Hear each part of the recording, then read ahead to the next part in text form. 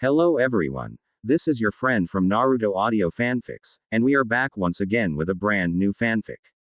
Which is what if Naruto Uzumaki was forced into a political marriage with Temari after the Konoha crush, changing his fate with Ino Yamanaka.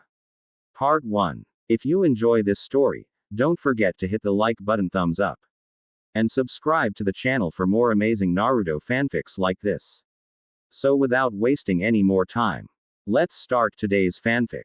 As the meeting of Sunagaku's advisory council dragged on, Baki found himself growing increasingly frustrated. This was mostly due to the complete and utter lack of progress, as no one could agree on a correct course of action. Politicians unable to compromise. Perish the thought. He mentally snarked. He was currently tuning out his fellow counselors, choosing instead to skim Temari's field report of her brother's defeat. Incredible, he thought bitterly. We have a situation that requires decisive leadership and none of these old fools can agree on anything. Fortunately, the Sand Ninja had managed to eke out a ceasefire with the Leaf, but if their scout reports were to be believed, they'd need much more than that. Convincing Konoha of their sincerity in drawing up a new treaty was paramount, especially considering the latest fiasco that they currently found themselves in. The reports on the table in front of him showed Baki that Sunagaku was in a desperate position. The failed invasion of Konoha had cost Sunagaku a significant chunk of its best Chunin and Jonin, not even taking into account the finances they practically flushed down the toilet. Already weakened by the fiscal neglect of the Wind Daimyo, Sunagaku now stood as the weakest of the Big Five by an uncomfortable amount. Again referring to the reports from scout teams, Baki cringed. Iwagakure was currently probing along the Wind-Earth border. Not a promising sign, given the bloody history between the two powers. Historically, Iwagakure was the reason Sunagaku had allied with Konoha in the first place. A thought struck him as he glanced over the scout report once more. His eyes narrowed in thought. Perhaps Sunagaku's position wasn't as hopeless as he thought. No matter the current political relationship, Konoha simply could not allow Iwa to get a foothold into Suna territory, because this would eliminate Suna as a barrier to Iwa. If Iwa were to conquer Suna, then they would be practically at Konoha's doorstep, and given the history between those two countries, it made the Suna-Iwa relationship look like an arranged playdate between children. Still, the probing of Iwa Ninja was concerning. It's a pity the Yondaime Hokage didn't survive the Kyuubi attack. If he were alive, Iwagakure would never be moving this aggressively. With this thought still in mind, he took a sip of coffee as he flipped to the last page of Temari's report, and almost spit it right back out in shock. Clipped to the page was a picture of the Konoha genin that managed to subdue and defeat Gaara. Baki's mind immediately ground to a halt, one word permeating throughout his shocked core. En namikaze. Startled by the sudden movement next to him, Yura glanced at Baki curiously. With only a year of service to the council, Yura was a young buck, but a rising star for his industriousness and loyalty. Still, given his lack of seniority, he had only made a handful of statements during the current council session. Gently his neighbor, he leaned over and whispered, "Something wrong, Baki? You look like you've seen a ghost or something." Baki examined his fellow council member, and decided to share his newest insights. "You wouldn't be far off the mark, Yura. It's possible I may have come up with a way for Sunagaku to recover, but I'm unsure just how well it will play out." Yura rolled his eyes. "Come on. It can't possibly be worse than Otokazu's brilliant plan to bribe Tanagaku into betraying Konoha and allying with us. Something tells me that they're not interested at all in being our buffer against Konoha." Baki snorted with disgust. It had taken some effort on his part, but he'd managed to scrap that little disaster before it gained ground. "No, I plan on trying to regain our alliance with Konoha. We've shared with them how the Kazekage died, as well as Orochimaru's betrayal. And while that stayed their hand, we need a military alliance, not just a truce." "Really?" Yura whispered back confused. "Given how our last alliance ended, what could we possibly offer that they would agree to? Our track record isn't the best when it comes to holding up our end of the bargain, much as I'm loath to admit. I may as well explain my plan to the council instead of doing it piece by piece." Standing, Baki addressed his peers. "Honorable members of the council, some new facts have come to my attention, and I believe I have a partial solution to our current issues." Seeing as he now had the undivided attention of everyone in the room, Baki braced himself and clasped his hands behind his back. One step at a time, old man. The only realistic solution to our current trouble with Iwagakure is to somehow re-establish our alliance with Konohagakure. It is only through this that we can buy the time we desperately need to recover our resources and recoup our losses, and everyone knows this. The question facing us is simple. How do we prove that we won't betray Konohagakure again? Baki ignored the winces from several of the council members as he reminded them that Sunagakure had indeed betrayed Konohagakure, despite Orochimaru's manipulations. Ignoring the rising back chatter and retorts, Baki considered how to phrase what he needed to say. Perhaps a small Konohagakure history lesson. Raising his hands for silence, Baki waited until the room quieted once more. In the past, Konohagakure had an ally it trusted with everything. The alliance between Uzushigakure and Konohagakure was sealed by a marriage between the Shadaime Hokage and a woman named Uzumaki Mito. That alliance lasted for decades, until Uzushigakure was destroyed by Kumogakure and Iwagakure in the Second Great Ninja War. I believe we can use that tradition ourselves to tie Konohagakure back to our interests. Otoke's, Baki's self-proclaimed rival on the council, quite fairly exploded at this.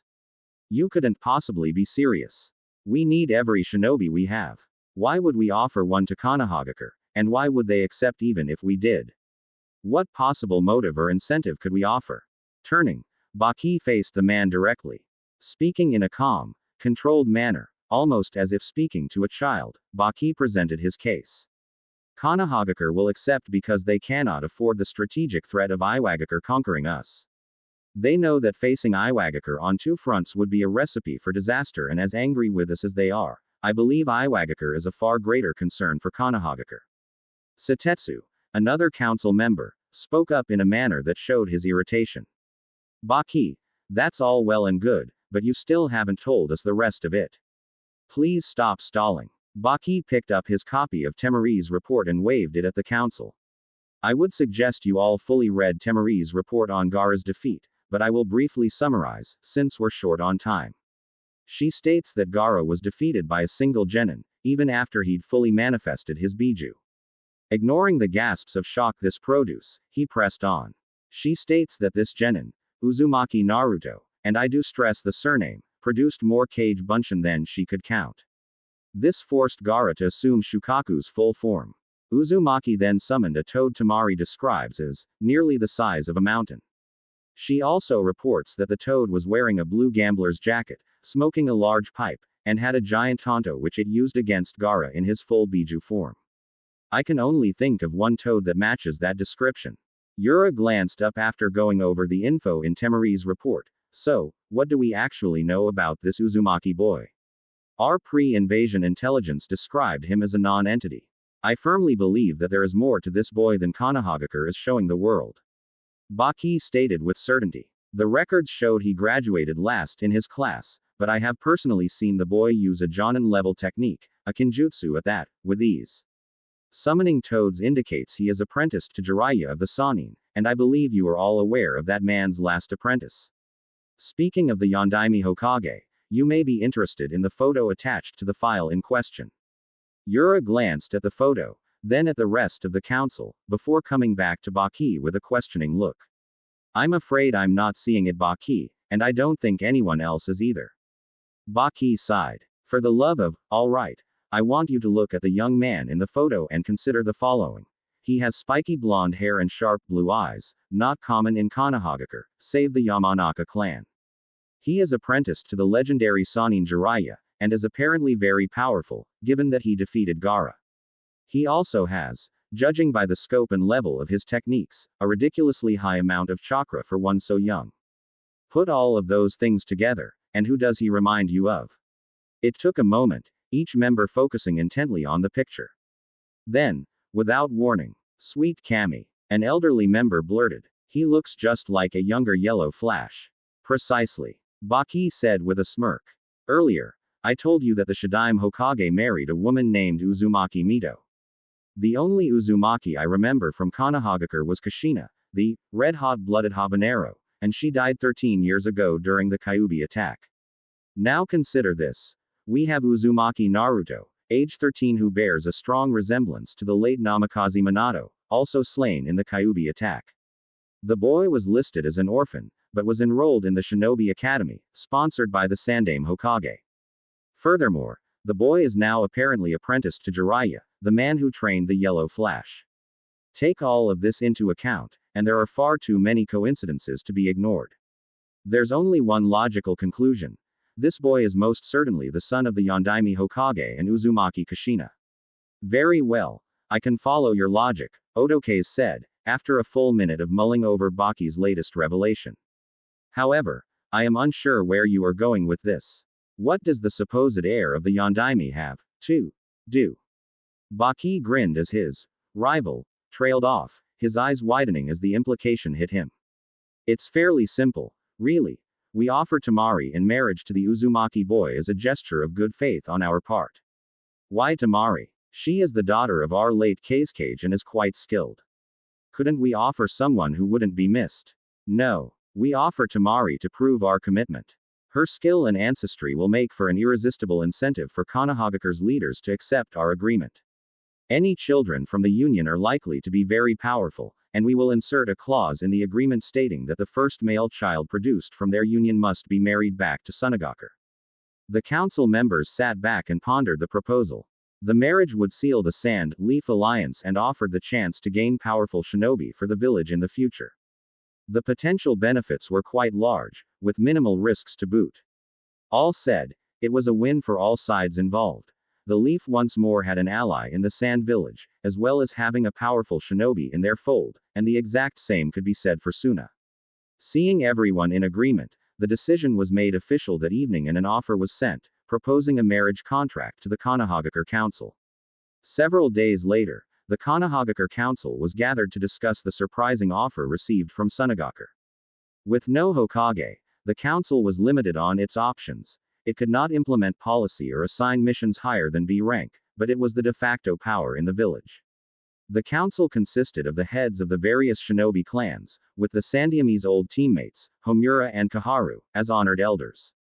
Also present was Shimura Danzo, an old rival of the late Sandaime and a skilled warrior and tactician. Currently, Kaharu was reading the scroll received from Sunagakure. This is certainly interesting, she said, quietly lowering the scroll. It seems our esteemed colleagues in Sunagakure wish to make amends for their foolishness. Her former teammate, Homura, snorted in disgust. Of course they do. If they don't, Iwagakure will crush them. It would serve them right for their treachery. It's a pity that we can't afford to let Iwagakure gain a strategic advantage like that. It surprised everyone when Danzo, the old war hawk himself, spoke up. Agreed, we cannot let Iwagakure gain such an advantage. It would be in our best interests to accept. As the rest of the council turned to him in mild shock, he continued bitterly. As you are all undoubtedly aware, I would prefer to simply crush them outright for their betrayal, but circumstances argue against it. Since we cannot punish them without drawing attention from other countries, as well as removing a barrier nation between us and Iowa, I see no harm in accepting a deal that will benefit Konohagakure far more than Sunagakure. Logically, you are correct, Danzo-san, Aburame Shibi droned in the usual Aburame monotone. This offer does seem to be to our advantage, but I find your stance puzzling. You have always petitioned for Uzumaki to be trained by you as a weapon. Accepting this offer would seem to directly counter the position you've held for nearly a decade and a half. Danzo tapped his cane as he considered his response. It is true that I want him trained as a weapon. I was, however, overruled, and as such, I must consider other ways he may be of use to Konohagakure. Sunagakure is now offering the daughter of their late Kazekage, by all reports a powerful kunoichi, if she marries Uzumaki. He smiled grimly. I suspect that Sunagakure may have discovered the boy's heritage. Troublesome, muttered Nara Shikaku.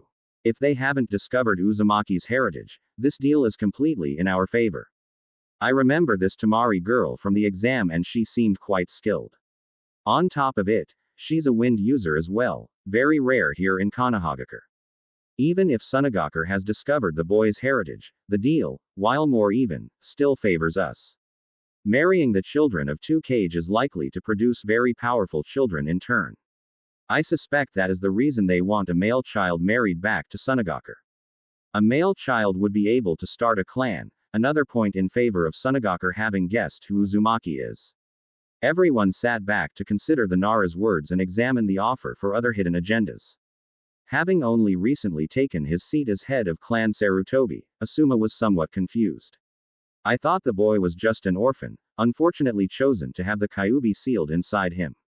Everyone here seems to know something about him. Wait, he said son of a cage. It couldn't be. Yondaime. He sealed the Kyuubi no Yoko in his own son. In his newfound confusion and anger, Asuma blurted out, "Are you telling me that Uzumaki is the Yondaime's son?" To his shock, most of the council simply nodded in his direction, seemingly unfazed by this revelation. The Yondaime had a son. Why was this hidden? It should be obvious, Asuma. The Yondaime made many enemies during the Third Great Shinobi War, came the reply from Hyuga Hiyashi. The boy would have been in grave danger had word gotten out about who his father was. Danzo surprised the council once more by being the next to speak. It was as if the old warhawk had suddenly developed an interest in council affairs. At this point, I don't see any option but to accept this offer. It is slanted too far in our favor to decline without tipping our hand regarding the boy's heritage. If we chose to decline by announcing that heritage, I have no doubt Kumogakure, and especially Iwagakure, would react unfavorably. We also need the boy to produce more Uzumaki, as possible future containers for the Kyuubi, if not outright shinobi for our future ranks. Unless there are generous volunteers here that are willing to offer up their progeny to such a fate. Seeing the members of the council refuse to meet his lone eye, he nodded. Very well, since we are in agreement, let us send our response. What? The yell from the council chamber echoed through the building, down the street, and throughout the village. Konkuro found himself in the odd position of hiding from his sister. While this wasn't too uncommon, his choice of hiding spot, behind his brother, was a new one. Not something he would have dreamed of even a month beforehand, but Gaara had been different ever since his loss to the blonde-haired runt during the invasion. The redhead was still stoic in the face of his sister's rage. This part of Gaara hadn't changed. Konkuro was positive Gaara really didn't understand feelings, or at the very least, had a feeble grasp of their concept, but he wasn't radiating continuous bloodlust anymore, so this was a plus in his book.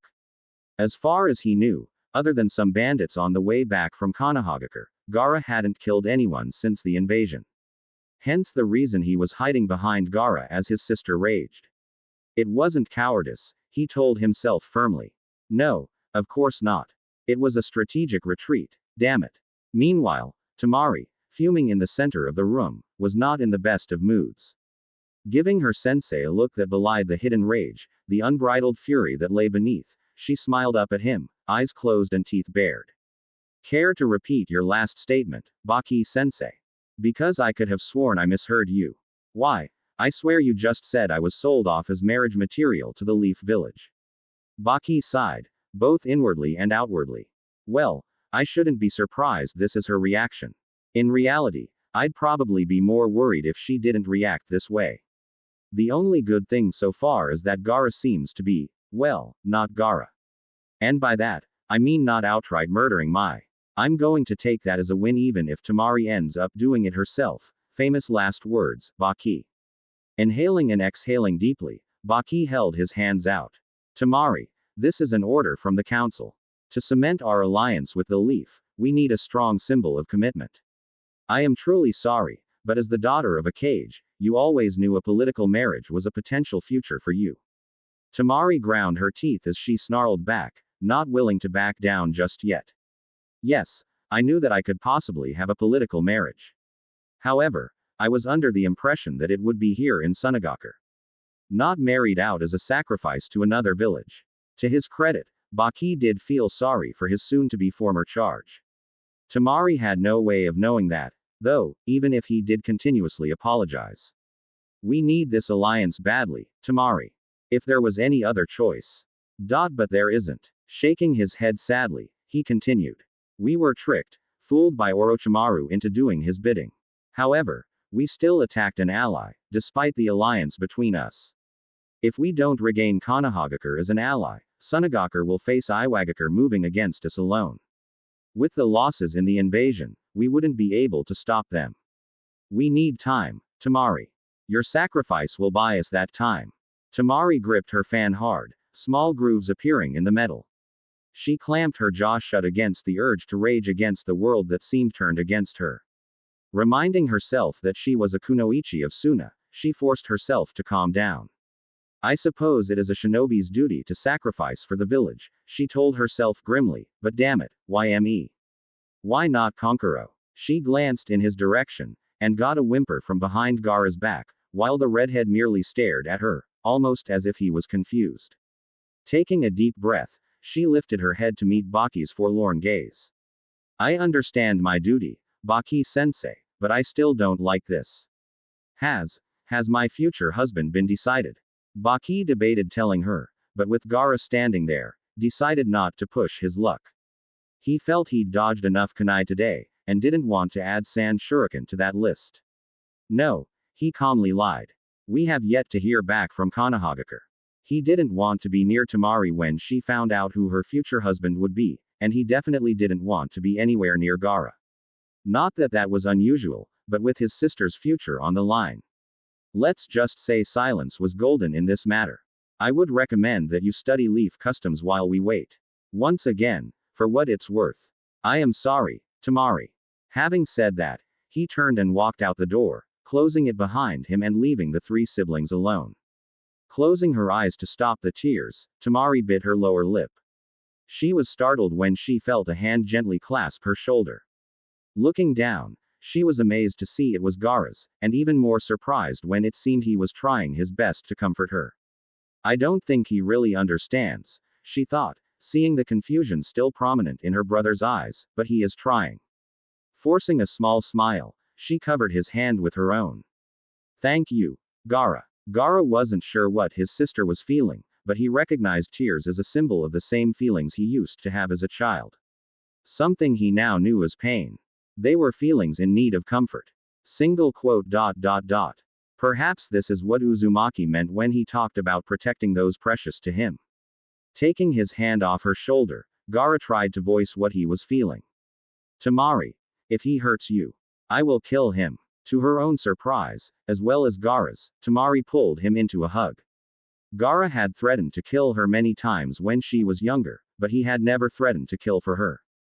Thank you, Gaara. Eyeing the towering gates in the distance, Jiraiya glanced at his traveling companions. Hot. Big busted ex-teammate. Check. Ex-teammate's hot apprentice. Check again. Calm. Collected apprentice. Che. He paused, sensing something was seriously wrong. Since when was Naruto ever calm?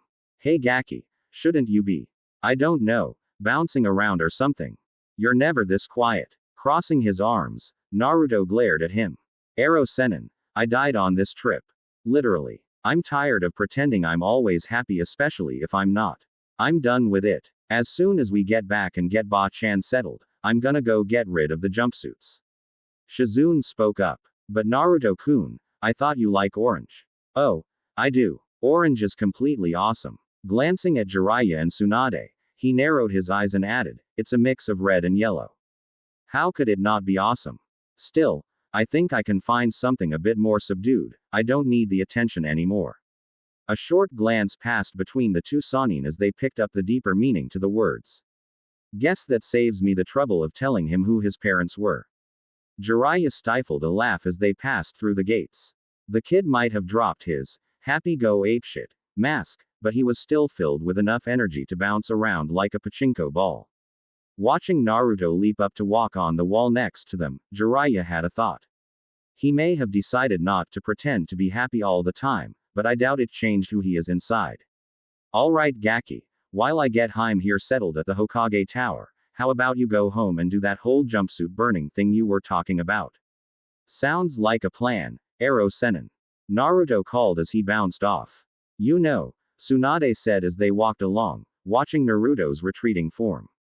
He looks so much like his father, but Kami, he acts like his mother. Yes and no, Haim, Jiraiya replied seriously. He may have some of her traits, but Kushina wouldn't have mastered the Rasengan in less than a week. The kid has tons of potential, and if he gets serious with his training, his skill level is going to skyrocket. Finding himself facing the door to the Hokage's office, he gave Tsunade a small bow with a smirk. After you, Hokage-sama. Resisting the urge to smash him through said door, Tsunade entered to find herself facing her old sensei's desk. It hit her then. For the first time, she really felt the grief of the old man's death. Crossing her arms, she hugged herself as a few tears escaped. Taking some deep breaths, she calmed herself, brushed them away, and turned to face her old teammate. It's hard to believe the old monkey is gone, she said softly. I could almost see him when we walked in. Sliding behind the desk, she realized that she still wanted to make the old man proud. She also realized something else. Wonder if he still had that emergency sake stashed in his desk. Opening the bottom drawer, she pulled back a secret compartment, then flashed Jiraiya a smile as she pulled out a jug. Nice, Mount Myoboku. I take it you gave this to him. Before he could answer, there was a knock at the door, followed by the door opening and Kaharu and Homura entering the office.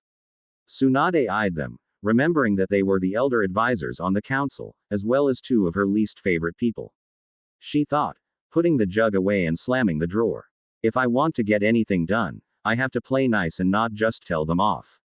They're not so senile that they've forgotten how to throw a wrench or two into things. Forcing a smile to the surface, she welcomed them in with a nod of her head. Jiraiya, however, had no qualms about frowning in their direction. It didn't matter, as he was ignored entirely. Welcome back, Tsunade-sama, they said in unison with short bows. Homura continued, we are pleased to see you return to take up your family's mantle, but we're a bit pressed for time. There's been a recent development that requires immediate attention on your part. Producing a scroll and handing it over, he waited for her to scan the contents. Sunagakur has made a rather interesting offer, and the council has decided to accept it. We merely need your approval, now. Tsunade finished reading the scroll after several minutes, and steepled her fingers in front of her face. The full council agreed to this. Hi, it was a unanimous decision, Hokage-sama. Then I'm to understand that the council also believes Sunagakur is aware of Naruto's heritage. Both elders nodded. Hi. Tapping her fingers together, Tsunade leaned back to consider her options. She couldn't override the council for two reasons. One, knowing the elders, they'd already sent an agreement letter to Suna. If she reneged on the offer, it would look bad on Konoha's part, and not put her tenure as Hokage off to a great start. Because the offer had already been accepted.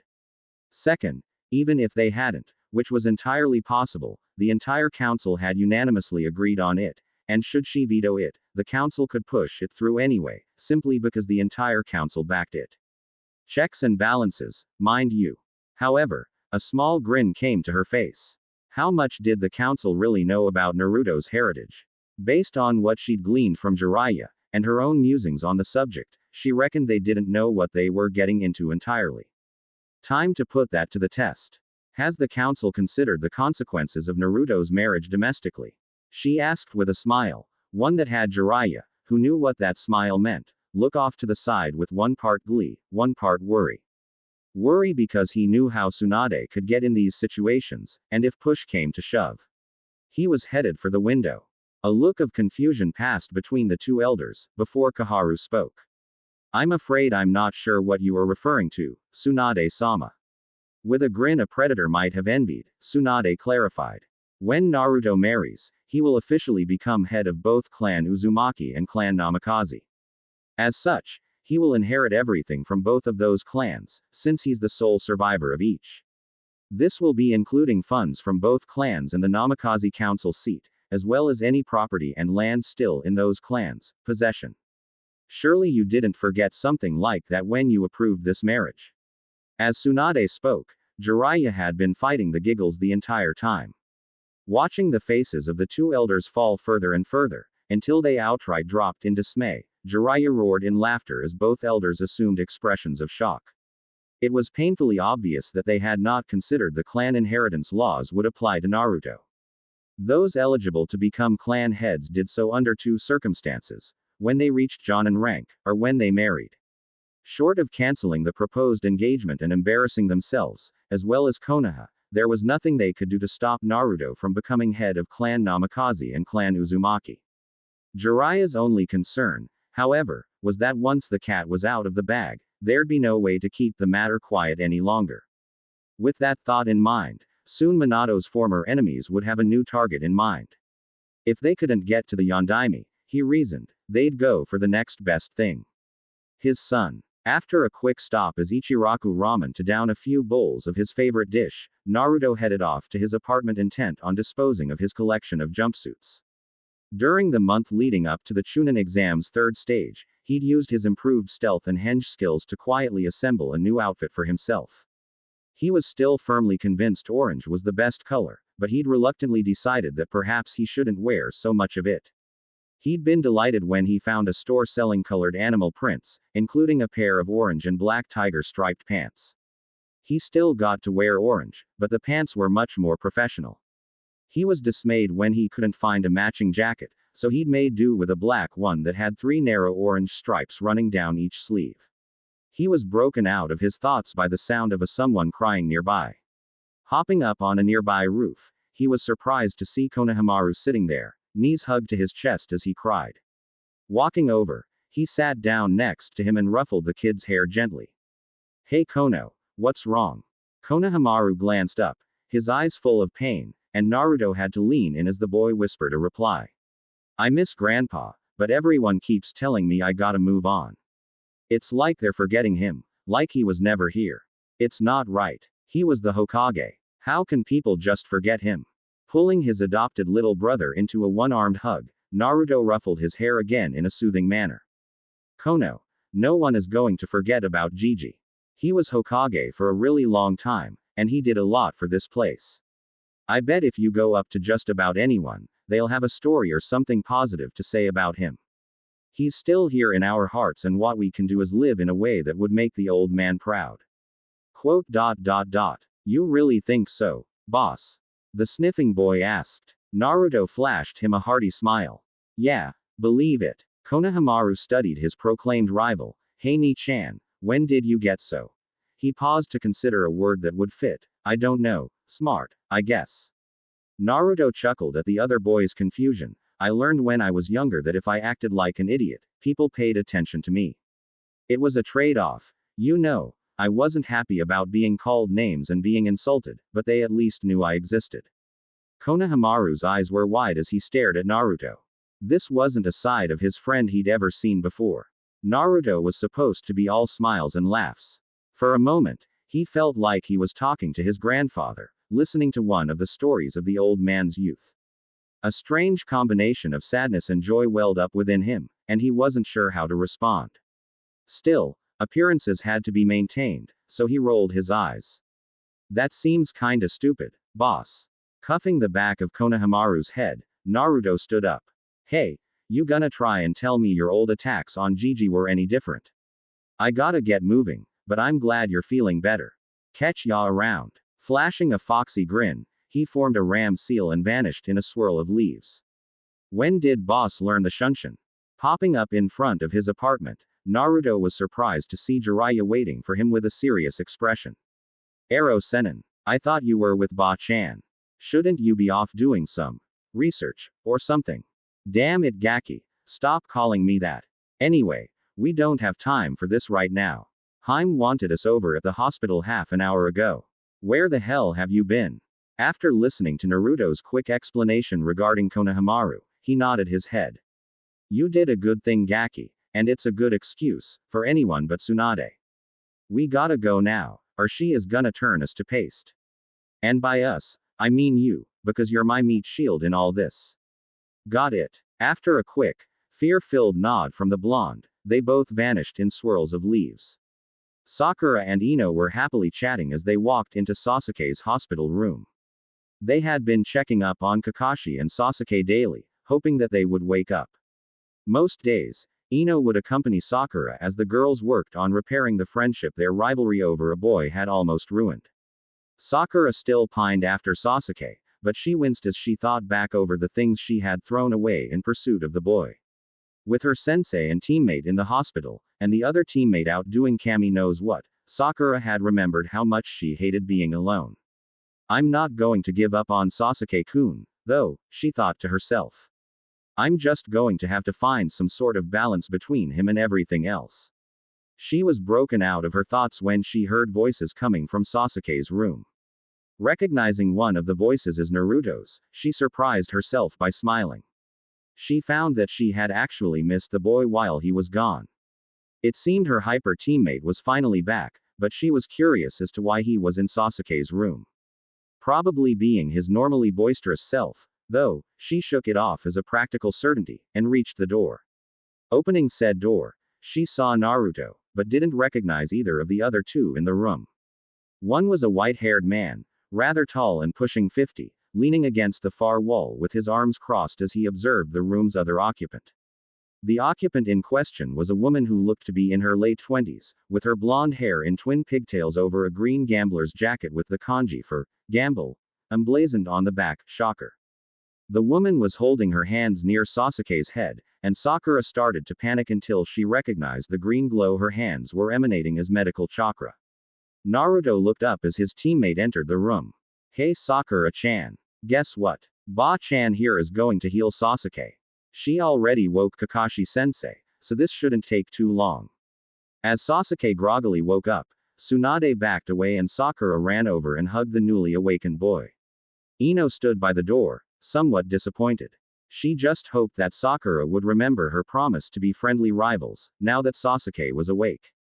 She'd missed her friend when they'd been fighting. Tsunade and Jiraiya both noticed Naruto seemed down after his teammate didn't bother to even say hello. Jiraiya used their old team hand signals to tell Tsunade about the boy's crush. What about the blonde at the door? She signed. Pinky's rival for duck butt, if I'd have to guess, was the quick response. Narrowing her eyes at Naruto, she considered his reaction to his pink-haired teammate. That's going to make telling him the news I have harder. In retrospect, however, I suppose it's a good thing that she doesn't return his interest. Would probably make it even more difficult, if that were the case. Looking between the two, she put a finger on her chin. Maybe I can get Jiraiya to tell him. He's always a sucker for. Glancing over, she noticed the toad sage had disappeared on her, leaving a note at the foot of Kakashi's bed. Walking over, she picked it up.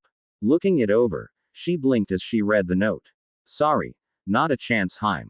Crushing the note in her hand, she cursed. Okay Jiraiya, you've just lost your bathhouse peeping privileges. And this time, there's no monkey to say otherwise. Alright, she said, addressing the young shinobi in the room. There is a meeting in my office tomorrow at 9. I've heard that your little group is known as the Konoha 12 inches. Well, all of you will be required to attend. That's fine. Was there anything else? Naruto asked, preparing to leave.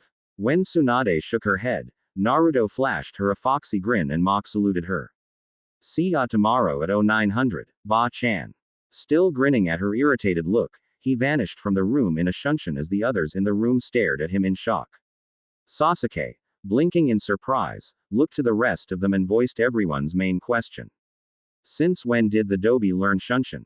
Reappearing near his apartment, Naruto smirked to himself. Gonna have to thank Ero Sennin for the training tips and showing me the seals for shunshin. It was just so much fun to vanish and pop up somewhere else. The only way it could get better is if it were an actual teleportation jutsu rather than just chakra-enhanced movement. Heading inside, he wasted no time digging out his new outfit. After a few minutes, he finished changing and examined himself in the mirror. Damn, I look pretty good in orange and black. Should have thought of this sooner. Examining the pile of old clothes, Naruto grabbed a pair of scissors from his desk drawer and carefully cut the white Uzumaki swirls off all of the jackets. Gently running his thumb over the fabric, he felt a great deal of pride mixed with sadness. I swear to you Ka-chan, I will make you and Dad proud of me. I won't let your sacrifices be in vain. That's the promise of a lifetime. Shaking off the melancholy thoughts, he gathered the clothes in his arms with a maniacal grin. Now that the hard part's out of the way, time for a little target practice.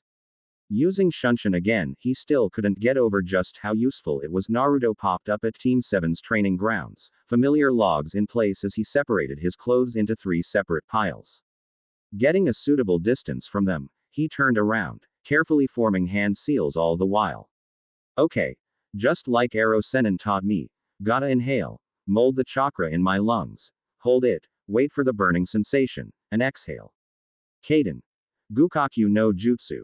He yelled, at the same time exhaling a moderately sized fireball at the first pile.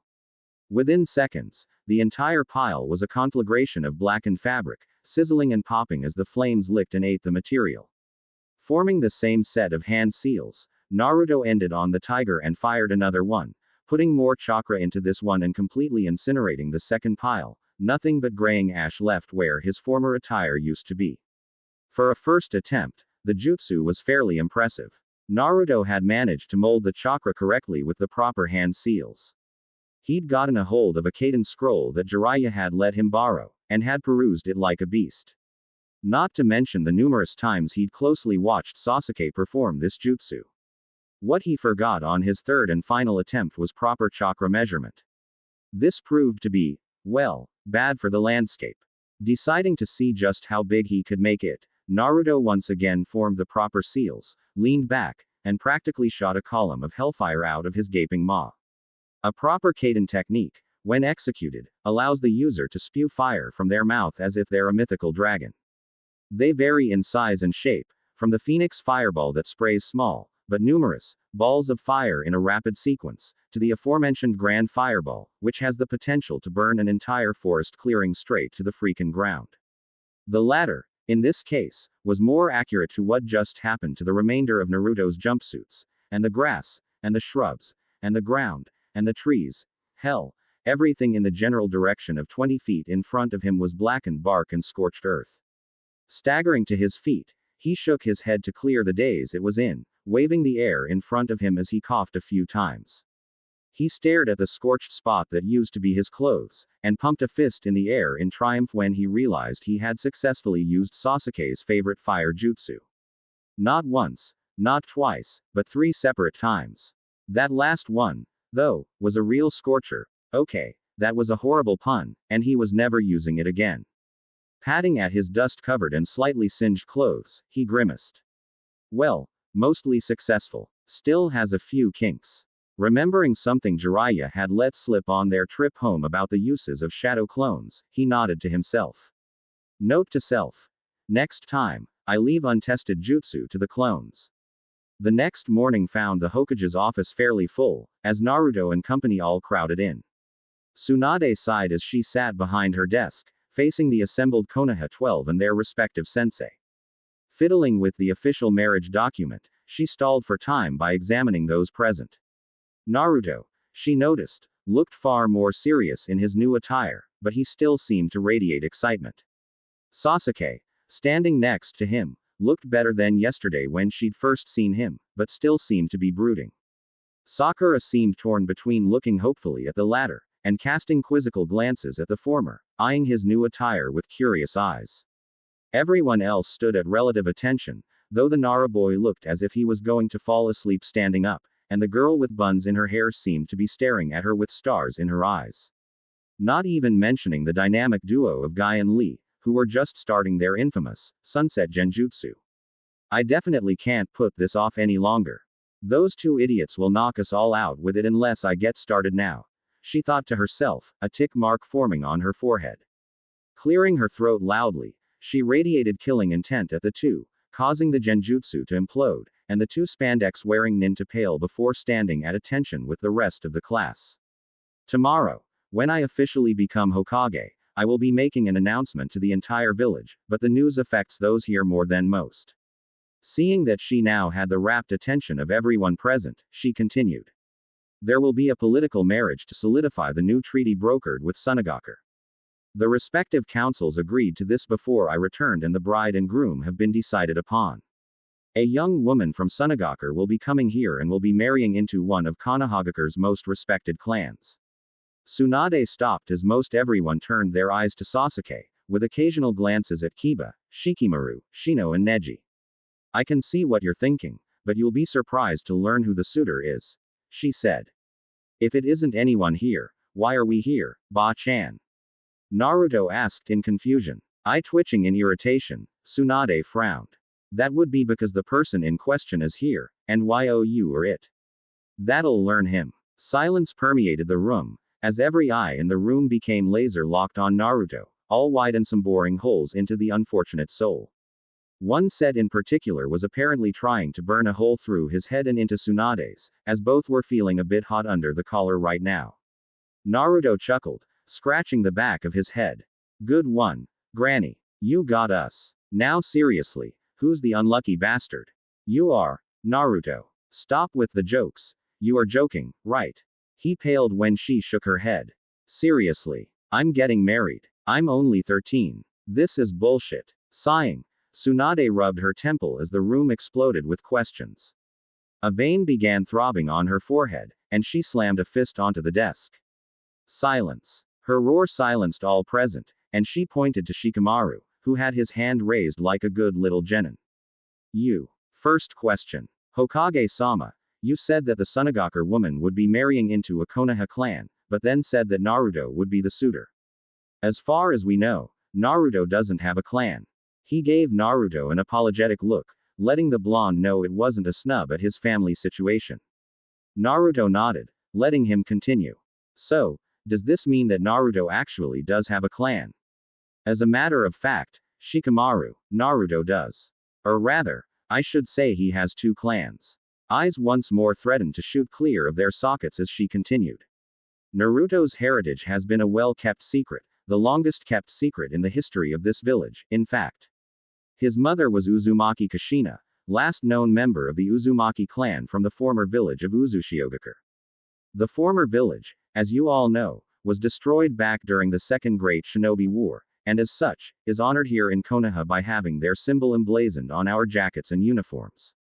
This is a show of respect for the alliance formed when my grandmother Uzumaki Mito married the Shadaime Hokage. Ignoring Naruto's frantic hand gestures to stop, she continued, knowing that it was all coming out of the bag sooner or later. Might as well get this shit out now, while everyone's present. I'm not doing this a second time. In addition, as you may not know, when a person becomes Hokage, their family becomes clan automatically via Konoha law.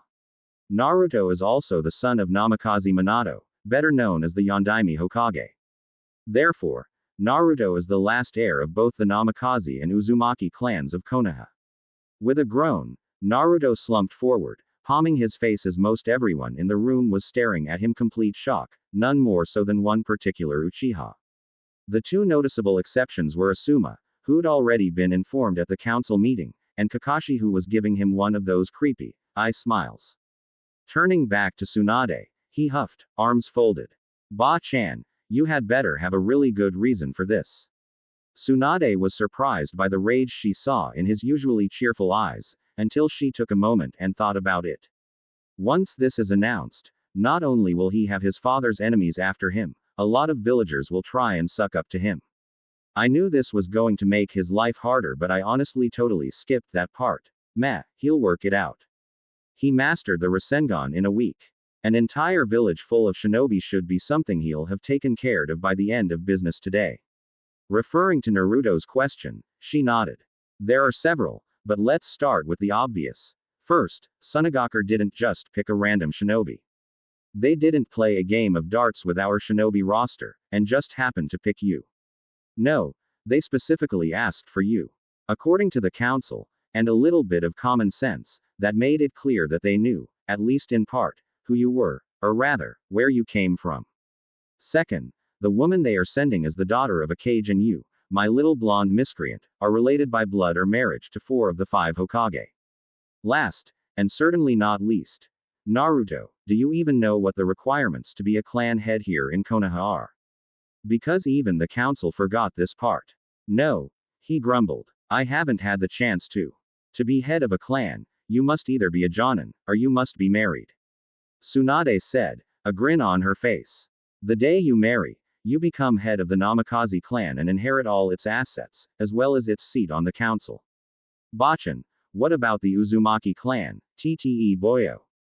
His verbal tick resurfaced under the stress of the moment. Naruto, you are an Uzumaki as well as a Namikaze. Technically, your name is Namikaze Uzumaki Naruto, so any children you have will be of both clans. As such, you will be restoring the Uzumaki clan as well as the Namikaze clan. If you're so bound and determined to restore the Uzumaki, this is a perfect chance. It's not like you'll have to worry about finding a wife, anyway. Naruto glared at her, the sort of glare he saved for dealing with Kyuubi, or the cupboard when he ran out of instant ramen. He did manage to grind out a question, though. Did they give us the name of the bride? Glad for an excuse to escape his glare, the brat didn't glare often, so it was unnerving. Tsunade lifted the scroll. Quote. Says here her name is Temari. Hand to chin. Naruto ran through his mind, trying to figure out what kind of girl she was. Could have sworn she was part of the Chunin exams. Wait, wasn't she the girl that? Glancing over at Tenten, he only confirmed his suspicions when he saw the girl wince in his direction, giving him a weak smile. Yep, I'm. Tsunade caught a glimmer of recognition in the blonde's eyes, followed by the sort of resignation reserved for those on death row. Inwardly groaning, she gave a gesture of dismissal to the rest of the group. All right, that's enough. I've said all I'm going to say until the official announcement tomorrow. All of you scat. I've got business with the soon-to-be married, here. Getting acknowledgement from most, the group filed out, the chatter exploding once they left the Hokage's office. She suspected that, by tomorrow, half of the village was going to know about it before she even made it official. Should have put a gag order on that lot. Oh well. Turning to the man in question, she sighed.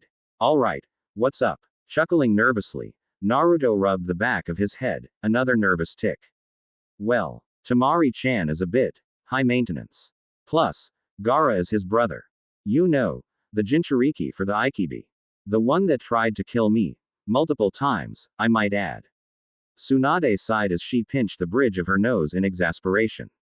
All right, ignoring the whole homicidal Jinchuriki problem for the moment, I have some things for you. Standing and crossing the room to the portrait of the fourth Hokage on the wall, Tsunade lifted it, revealing an elaborate seal on the wall. All right, Gaki, get over here. This is a blood seal, keyed to anyone from your father's line. I need you to open it for me. Pulling a kunai out of its holster, Naruto nicked his thumb and pressed the bloody digit against the seal. The seal seemed to rotate before it expanded and the safe unlocked with a quiet click. Reaching into the safe, Tsunade pulled out a scroll bearing the symbol of the Yondaime Hokage. All right, need you to bleed a bit more for me, she told Naruto in a teasing manner. Ignoring the obvious rolling of his eyes, she watched him undo the seal and then opened the scroll. She couldn't stop a snort of laughter as she read the short note. Hey old monkey, if you're reading this, then I didn't survive the Kyuubi's rampage. If so, this is literally my and Kushina's will. We leave everything to our newborn son, Naruto. In addition, no, I will not tell you how I finished my paperwork as fast as I did. Trade secret. Wait, you've been a Hokage. Screw it, I'm still not telling you. Hey Naruto, I think I have proof at least some of your sense of humor comes from your dad. Handing Naruto the scroll, she chuckled as he read it, grinning as he laughed near the end. Feeling better than he had since the meeting began, Naruto still had a few questions. All right Bachan, what do we do now? Well Gaki, since the scroll says you get everything, and you're going to be married, I say we go see your parents' house. While Naruto and Tsunade remained in her office, everyone else regrouped in a conference room down the hall. This is incredible, Ino shouted. This is the best scoop I've ever gotten. I never would have thought Naruto would be the first of us to get married, never mind become head of 2 clans. Well, you heard what the Hokage said, Suna demanded Naruto.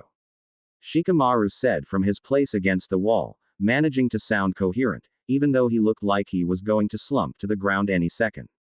It doesn't make sense though, he said irritably. I get why his heritage was hidden, but I've seen the way the villagers look at him.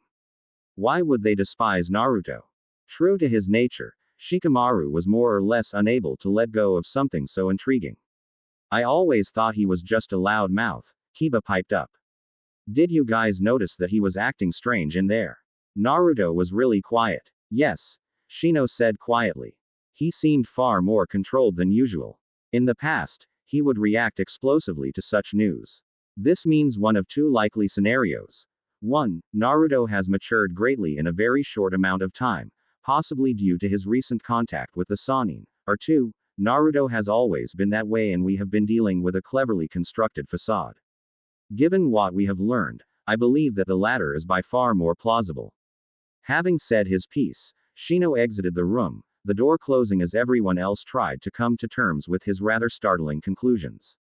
In another conference room, Hinata was crying as Kurenai held her. When Tsunade informed them that Naruto was to be married, she felt as if her heart had been ripped out. For years, she had loved him from afar, but every time she tried to talk to him, she would stutter and completely embarrass herself or even worse, faint outright. She'd never thought that she would run out of time to tell him so soon. Shish, it's okay Hinata, Kurenai told the girl softly. It's all right, let the tears out. Just because he is getting married doesn't mean you can't be his friend. Raising her head from her sensei's shoulder, Hinata looked tearfully at her. I didn't want to be his friend Kurenai-sensei. I love him. Gently stroking the girl's hair, Kurenai murmured, I'm sorry Hinata, but it's just not meant to be. You know how your clan works. Even if he wasn't getting married, in the end, you still wouldn't have had him. Sensei. The crying girl asked in shock. Shish. I know Hinata. I know it hurts, but time heals all wounds. For now, just let the tears out. Frowning at the wall as Hinata continued to sob, Kurenai cursed two things: clan laws, and the cruelty of fate. That afternoon, Naruto and Tsunade stood facing a gate in the far eastern section of Konoha. This, Naruto, is your parents' old house. Anything in there belongs to you, though I would recommend you do some cleaning. The seal on the gate here was made by your father and not even Jiraiya could bypass it, as it requires familial blood to open. With a slight smirk, she added, shouldn't be a problem for you, though.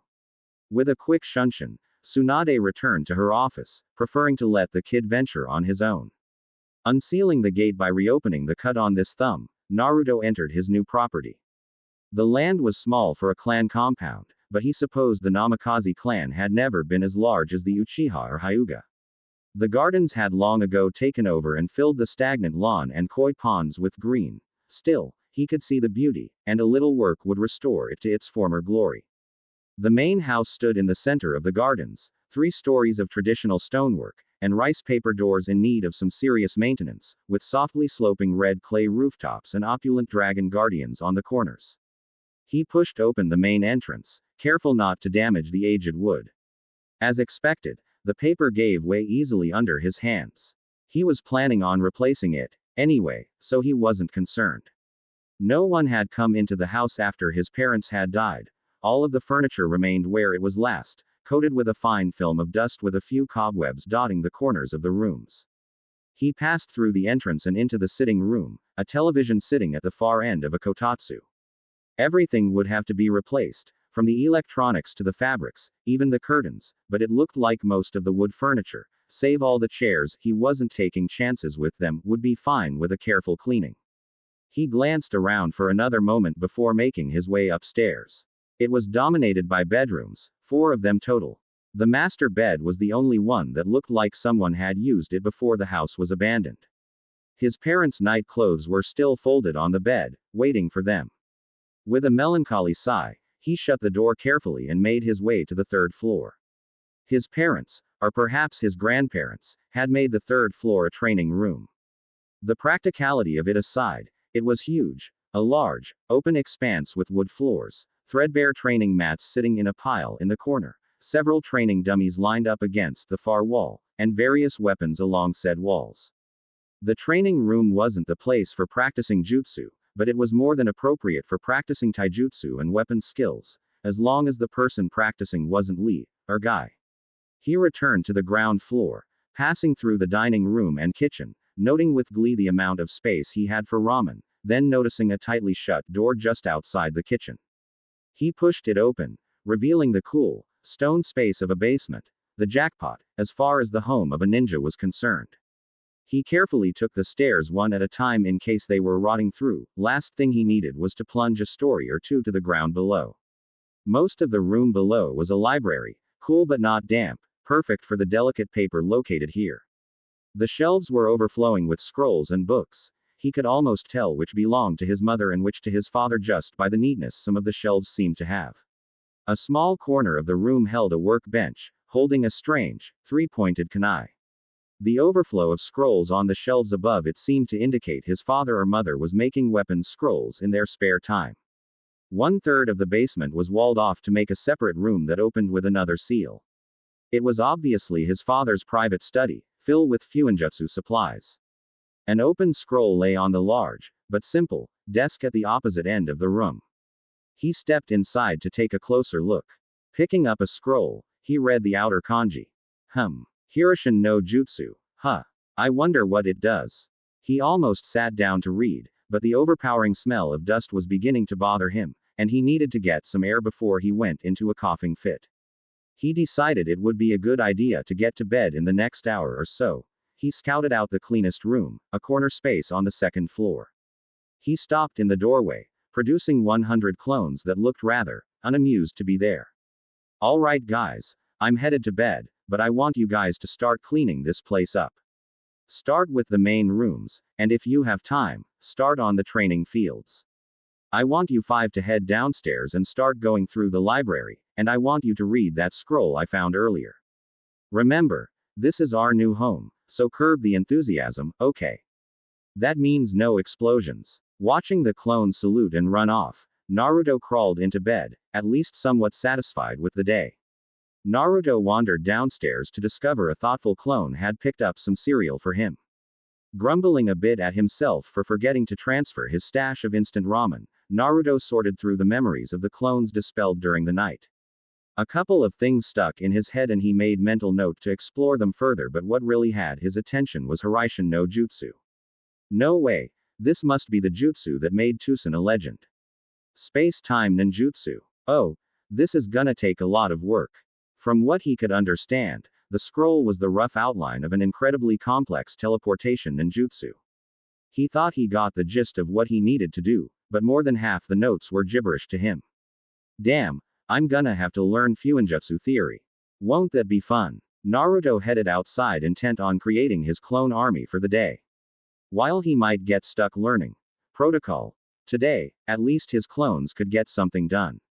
Before he could summon them, he noticed one of his clones from last night standing in the middle of a barren training field.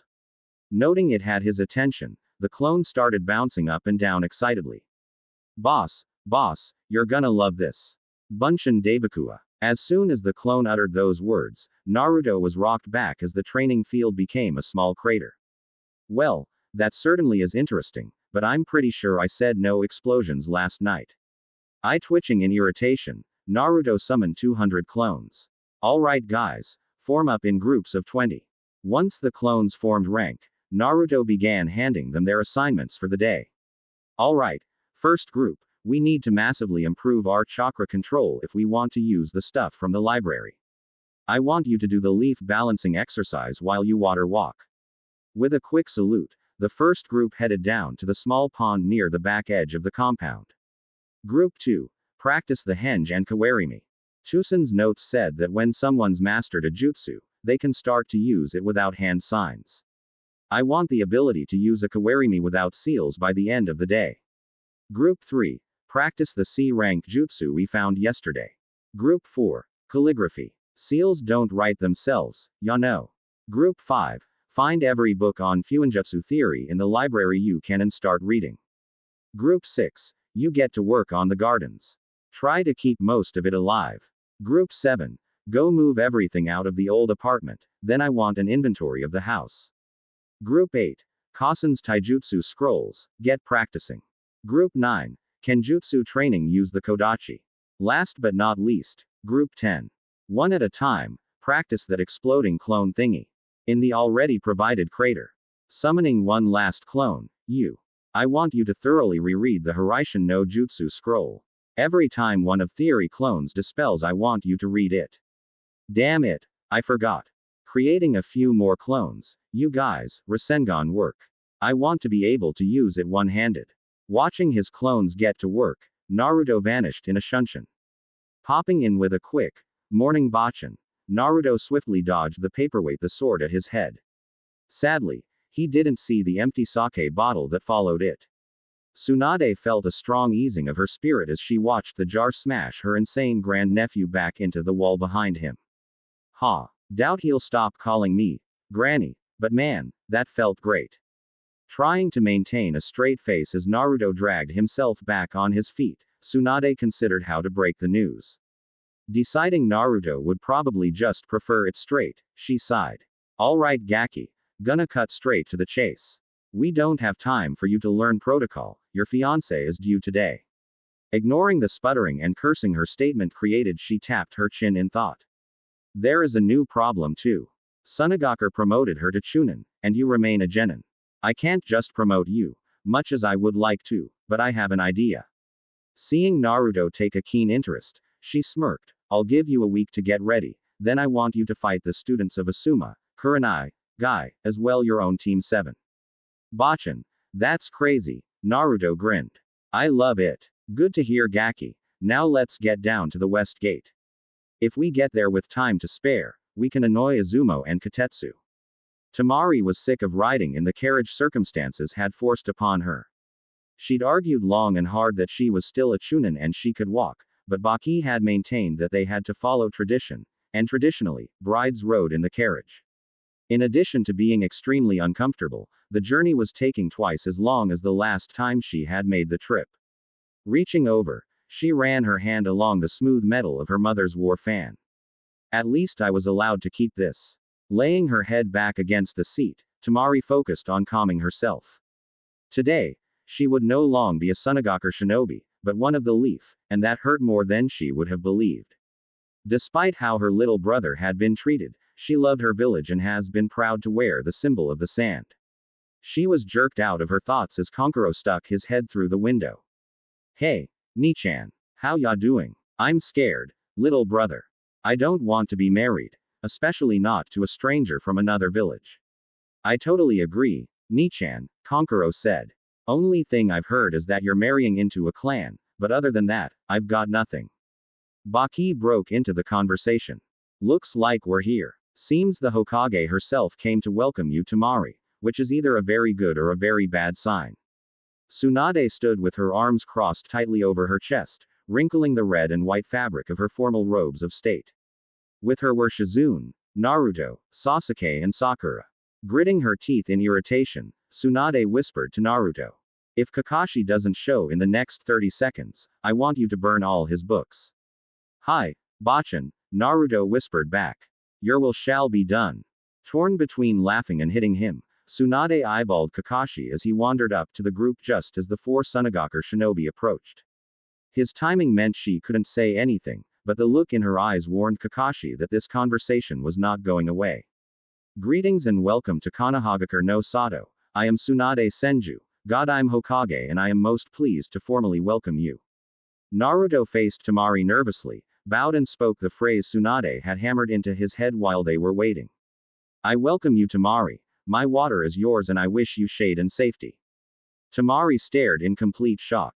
Not only had she not been expecting the traditional greeting of a Sunagaku groom to his bride, she couldn't believe this was who she was to marry. Snapping out of her reverie, Temari bowed in return. I greet you Naruto, I am thankful for the honor. May you always find water and may our home be blessed with shade. She eyed him carefully. He seemed more serious than she remembered, more controlled. He had been a wild one during the exams, but now, he looked much more like the determined warrior she had seen defeat her brother. Naruto stiffened as Gaara shuffled near. His green eyes still bore the crazed look but he seemed to have lost his murderous aura.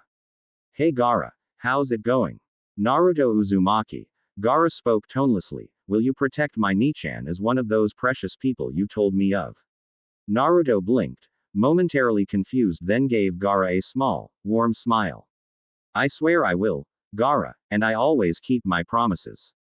Gaara simply nodded. Thank you, for everything. I'm not sure I follow all of that, Naruto said quietly. I get thanking me for promising to take care of your Nichan, but what's everything else? You showed me true strength, Gaara replied just as softly. I have chosen to follow your path. I will protect those precious to me.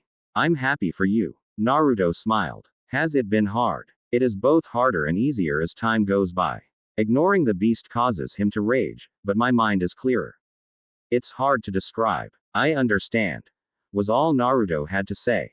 Most watching were confused. Naruto had already confided in Tsunade so her grin was completely genuine, but Shizune was left wondering what the story behind this was. Temari and Konkuro knew what their brother meant, but he had not spoken to them in great detail about what had happened between him and the other Jinchuriki. Kakashi looked interested, but masked it behind his usual apathy quickly. Sasuke was glaring at Gaara, still angry that he had not been the one to defeat him. Sakura was nervous. She would never be able to forget the images of what he had done to Lee. Well, Tsunade said into the quiet that had settled over the group. I think Naruto should show Temari to their home, and I've made arrangements for the three of you in one of the hotels. Naruto interjected. Bachan, if it's alright, how about I take everyone with me? It's not like I don't have the room. Eyeing him, Tsunade shrugged. I suppose you can. Just remember I want you in my office tomorrow at 9. We need to swear Temari in and place her on Team 7. I don't have an opening on my team. Kakashi said hurriedly. There are no open slots. Tsunade growled back, eye twitching in rage. If you weren't always late, you would have heard me explain that an hour ago. Secretly Tsunade had hopes that the time spent together on a team would cause the two to bond. She didn't want the little Gaki stuck in a cold, loveless marriage. It was perhaps one of the few things he would not survive. She believed Temari and Naruto could make it work, but without an extra push, might not make the effort to try on an emotional level. Kakashi gave Tsunade one of his eye smiles.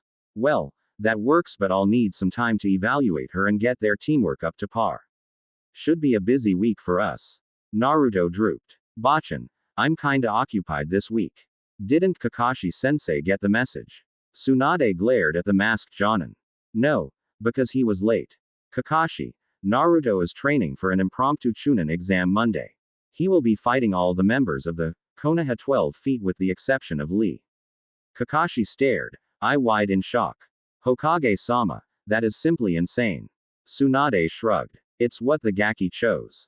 Naruto lead his fiancée and guests into the compound right as the last of the exploding cones decided to blow himself up. As much as he wanted to laugh, he found he had his hands full getting everyone to put their weapons away. Guys, it was just a stupid clone blowing himself up. Nothing to worry about, I swear. Once everyone settled, Naruto began a small tour. Alright, welcome to the Namikaze Uzumaki estate. As you can see, we've got trees, some training grounds, a giant hole in the ground, stupid freaking clones, and gardens. Eyeing the general destruction, Naruto felt he had to add. Nay, Temari, I sure hope you garden better than I do, cause I think my clones really screwed that up. To her own surprise, Temari found herself agreeing. The clones had really messed things up. Looking around a bit more, Temari felt that so far, her new home wasn't too bad. She would have some privacy even if everything struck her as being a bit green. Tsunagakure didn't have much opportunity for gardening, but she had maintained a flower box of herbs in her room for several years. I know a little gardening, Naruto, she said. You have to remember, though, I come from a desert. All this green seems really odd to me. Naruto looked a little crestfallen, so she spoke quickly. Not that it's bad. I've always wanted a big herb garden. Alright guys. Naruto almost yelled in excitement. I want to show you where you're staying tonight. Leading everyone inside, he began to point out features of the house. Make yourselves comfortable in the sitting room. I'm not sure if everything works, but you're welcome to try out the television and kotatsu. The kitchen is through there, but it's not exactly stocked yet. There are plenty of rooms on the second floor, so take your pick, and if you want to train, the third floor as a practice room. He grabbed Temari gently by the wrist. Come on, I'll show you. As she was dragged up the stair, Temari had to admit that so far things weren't as bad as she had feared. The house really needed a woman's touch, but it was quite nice. She wasn't really sure what to make of her fiancé though. One moment he was hyper as hell, the next he was completely calm dealing with 4 spooked Tsunagakure shinobi, one of whom was Gaara for Kami's sake. Honestly, he was a puzzle. Leading her to the bedrooms, Naruto pointed one out. This is yours, mine is the one right next to it. Temari was a tad confused. I get my own room. She was less confused and more concerned when he turned to her with a completely blank face. Temari, I'm sure you're even less thrilled about this than I am. I want to get to know you better and I hope that one day we'll be happy, but now, we're practically strangers. I thought it'd be best if we learned to trust each other naturally. Temari admitted to herself that she was impressed with his analysis of the situation. He had even brought up some points she hadn't thought of. In Sunagakur, it wasn't uncommon for a husband to demand his arranged wife be in his bed the evening of their marriage, and she had expected that behavior simply because she knew arranged marriages had nothing to do with whether or not two people loved or trusted one another. "Thank you, Naruto," was her heartfelt response. Maybe this won't be so bad after all. Wanting to impress his guests, Naruto created a handful of clones and sent most off to read cookbooks and the rest to go grocery shopping. With time to kill, Naruto headed to one of the restored training fields to test what his clones had learned. Raising his hand, he was pleased to see a half-formed Rasengan. Definitely done by the end of the week, he thought with a smirk. Swapping places with a training dummy, he grinned. Silas Kawarimi, check. He still had to use the ram sign for henge, but that was at least a major improvement. Wanting to kill two birds with one stone, Naruto created clones to test both his new Kenjutsu and Taijutsu skills. Both appeared to be his mother's, and even with just the day's training with them, the styles felt natural. Finishing the last clone off with a particularly vicious cut that bisected the clone from groin to shoulder, he cringed. Wow, men must have dreaded fighting Kasen. The first elemental jutsu his clones picked made him snort in exasperation. Apparently, he really loved irony. Suoro no Jutsu, the same jutsu he had to save Kakashi-sensei from when they fought Zabuza. Trapping a clone in it, Naruto had to admit, the jutsu had its uses, but he would have to see about having enough water to use it. Moving on, he tried Daitapa. This one has potential. Watching the jutsu shred the trees he tested it on, he wondered if he had overloaded the jutsu. Rather than just blow things away, certain trees in the target area looked like they had been attacked with razors. Shrugging and filing that away for a different day, Naruto decided to test his last elemental jutsu. Remembering his internal promise after the last time he had barbecued himself, Naruto created some clones and backed off. Gukaku no Jutsu. And won't the Tem be ecstatic that I can use on of his jutsu? This time, the additional practice of the clones paid off, and rather than create giant explosions, Naruto only created the smaller explosions he wanted. Satisfied with his day, Naruto barely had the energy to flop face first on his bed before he fell asleep. The next morning found Temari waking up to the smell of something delicious. Rubbing the sleep out of her eyes, she wandered down to the kitchen in her panties and a large t-shirt, forgetting that she was not back in Sunagakur. Yawning and stretching, she grunted a morning to the shape at the stove. When she didn't get a response, she looked more fully at the figure making breakfast and felt herself freeze. It was Naruto, staring back with wide eyes, in just a pair of shorts. She thought the age difference would bother her, but he looked a bit older. Between that and his new behavior, she could easily forget she had several years on him. He's actually pretty cute. Naruto, for his part, had totally forgotten the omelet he was making as he stared at Temari. He might even owe Ero Sennin a small apology. Certainly this was worth seeing. With her hair down, sleep tousled and framing her face, Naruto came to the sudden realization that he might just have gotten a really good deal with this marriage after all. They might have continued staring at each other for a while, except Kankuro had walked in and immediately burst into loud guffaws. Yo, Naruto, the omelet seems kinda black and smoky. Nichan, you might wanna go put on some pants before he burns down the house. Temari glanced down and let out a girlish shriek as she ran back to her room, mercifully unaware that Naruto's gaze followed her retreat closely. Kankuro, watching him, and seeing the blush on his face, began to laugh until Naruto flung a kitchen knife into the wall next to his head. Raising his hands in wordless apology, he decided to help out and set the table while Naruto disposed of the charred omelet. Kid, she is your fiancé, you're allowed to look, ya know, he said, trying hard not to laugh. He was getting a stitch beneath his ribs. Rolling his eyes in irritation, Naruto shot back, gee, I'm gonna take relationship advice from the guy that wears makeup. It's war paint. It intimidates enemies, runt. An infuriated Kankuro responded. What kinda shinobi is intimidated by makeup, Gaite?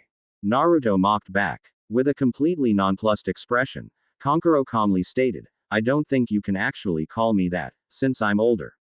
With a foxy grin, Naruto was prepared to return fire before he was interrupted. Would you assholes just shut up? Temari snapped as she reappeared, pulling her hair into her usual pigtails. Kankuro, knowing his sister's usual reaction to being embarrassed, was able to dodge when she swung her fan at him. Naruto, however, was unaware of his danger until the large iron fan connected with his head. Slamming into the wall, a scene very reminiscent of Jiraiya and Tsunade, Kankuro began to laugh when he heard the dazed boy murmur, "Wow, I think I'm in love." After some brief first aid, where Temari wrapped his injury while Kankuro laughed and even Gaara appeared to smile, Naruto and his guests stood in front of Tsunade in her office. Deciding it would be in everyone's best interest to gloss over the partial mummification of the groom-to-be, she approached Temari. Nervously maintaining eye contact with the elder Kunoichi, Temari barely heard what was said to her until the end. "Do you swear on the will of fire and your own honor allegiance to Konohagakure?" Reaching back and undoing her Sunagakure Hitaiate, Temari calmed herself as she swore herself to her new village. "My honor, my life, I do so pledge." With a nod, Tsunade turned and stamped the registration sitting behind her on the desk. Pulling out a leaf Hitaiate, she passed both items to the younger blonde. "With that done, you should know that the wedding ceremony will be in 2 months. Baki, you and Temari's brothers are welcome to visit at any time. I'll be granting you travel passes when we finish here. Are there any questions? Hokage-sama, what are my expected duties?" Temari asked hesitantly. Tsunade was impressed the girl was thinking that far ahead, but was surprised that Naruto's body language had suddenly switched from passive to protective. "Well, this is a surprise. I didn't think he would understand that, but apparently he does, and he wants to protect the girl. Seems the little Gaki will be just fine. Neither council has pressed the issue yet, but I expect there will be pressure in the future." Tsunade replied, hedging her answer somewhat. "Until the Gaki there matures, you'll probably be fine. You're both young. It'll be a while before the council is concerned." Temari nodded in understanding. At least she wasn't going to be forced to produce any children she didn't want. She hoped when the council finally came to a head about it, her relationship with Naruto would have had enough time to grow. She stiffened in shock when she felt Naruto grab her hand and gently squeeze in support. "Well, it seems he understands as well and agrees with me. Hey, I guess I really could have done a lot worse." Neither teen noticed that everyone else in the room noticed the little byplay. Everyone in the room wanted only the best for the two, and they were relieved that things seemed to be going well so far. "Temari, since your brothers are leaving tomorrow, why don't you go spend the day together?" Naruto offered with a warm smile. Temari couldn't help but return the smile. Such a warm heart this kid had. "I would like that, if you're sure it's acceptable." "Completely sure. If I had family I wasn't going to see for a while, I would want to spend what time I had with them. I'll be too busy training to spend much time with you today anyway." "Thank you, Konyakusha. We will see you at home this evening." With a bow, Temari left the office with her family. "If you don't have anything for me, Bachan, I have training I need to do." Seeing Tsunade shrug, Naruto used Shunshin to poof away. The past week had been fruitful for Naruto. Constant brawls with his clones in the trees and on the pond had drastically increased not only his chakra control, but his new taijutsu and kenjutsu styles. While far from mastered, both styles felt natural to him. He figured they were probably both at least mid-Chunin, but he seemed to have hit a plateau with both. Probably need a real instructor to get better. Shrugging it off, he couldn't help but smile. He might not know many jutsu, but those he knew, he had mastered, or in the case of the Rasengan, almost mastered. He could do it one-handed now, but it still took him a few seconds more to form it than Arrow Sennin. Still, not too shabby, and the other jutsu he had down to either a single seal, or no seals. That was going to come as a shock, and the best part was the Tem couldn't steal his jutsu. Using his new understanding of basic fuinjutsu, Naruto had managed to increase his conditioning with resistance and gravity seals. Taking ruthless advantage of his healing from Fur Ball, Naruto had more or less run himself into the ground. When he had released the seals this morning to adjust, he noticed that he was probably at least twice as fast as he had been, and he hadn't really gotten to test his strength after he destroyed the first training dummy accidentally. His attempts to use his father's jutsu had been interesting, to say the least. The first time he almost insisted on doing it himself, before his clone reminded him of the Great Fireball fiasco. Are clones supposed to be sarcastic? Still, he'd ended up being grateful after the first clone launched himself 300 feet in the air. How the hell did Tucson survive creating this jutsu? Undeterred, Naruto had continued expending clones, and soon enough, the survival rate began to succeed the deaths.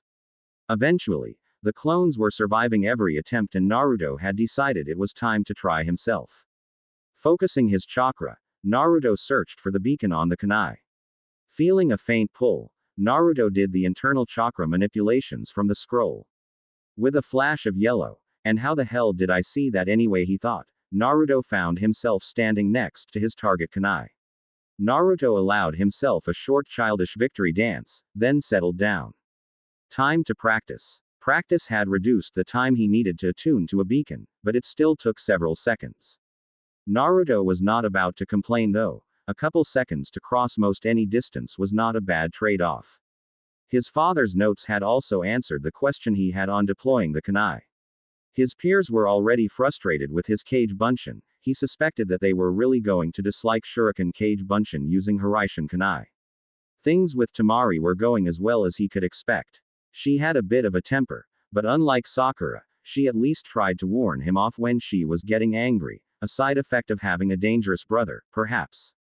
He usually missed her clues and ended up with a metal fan being smashed across his head, but they were getting better.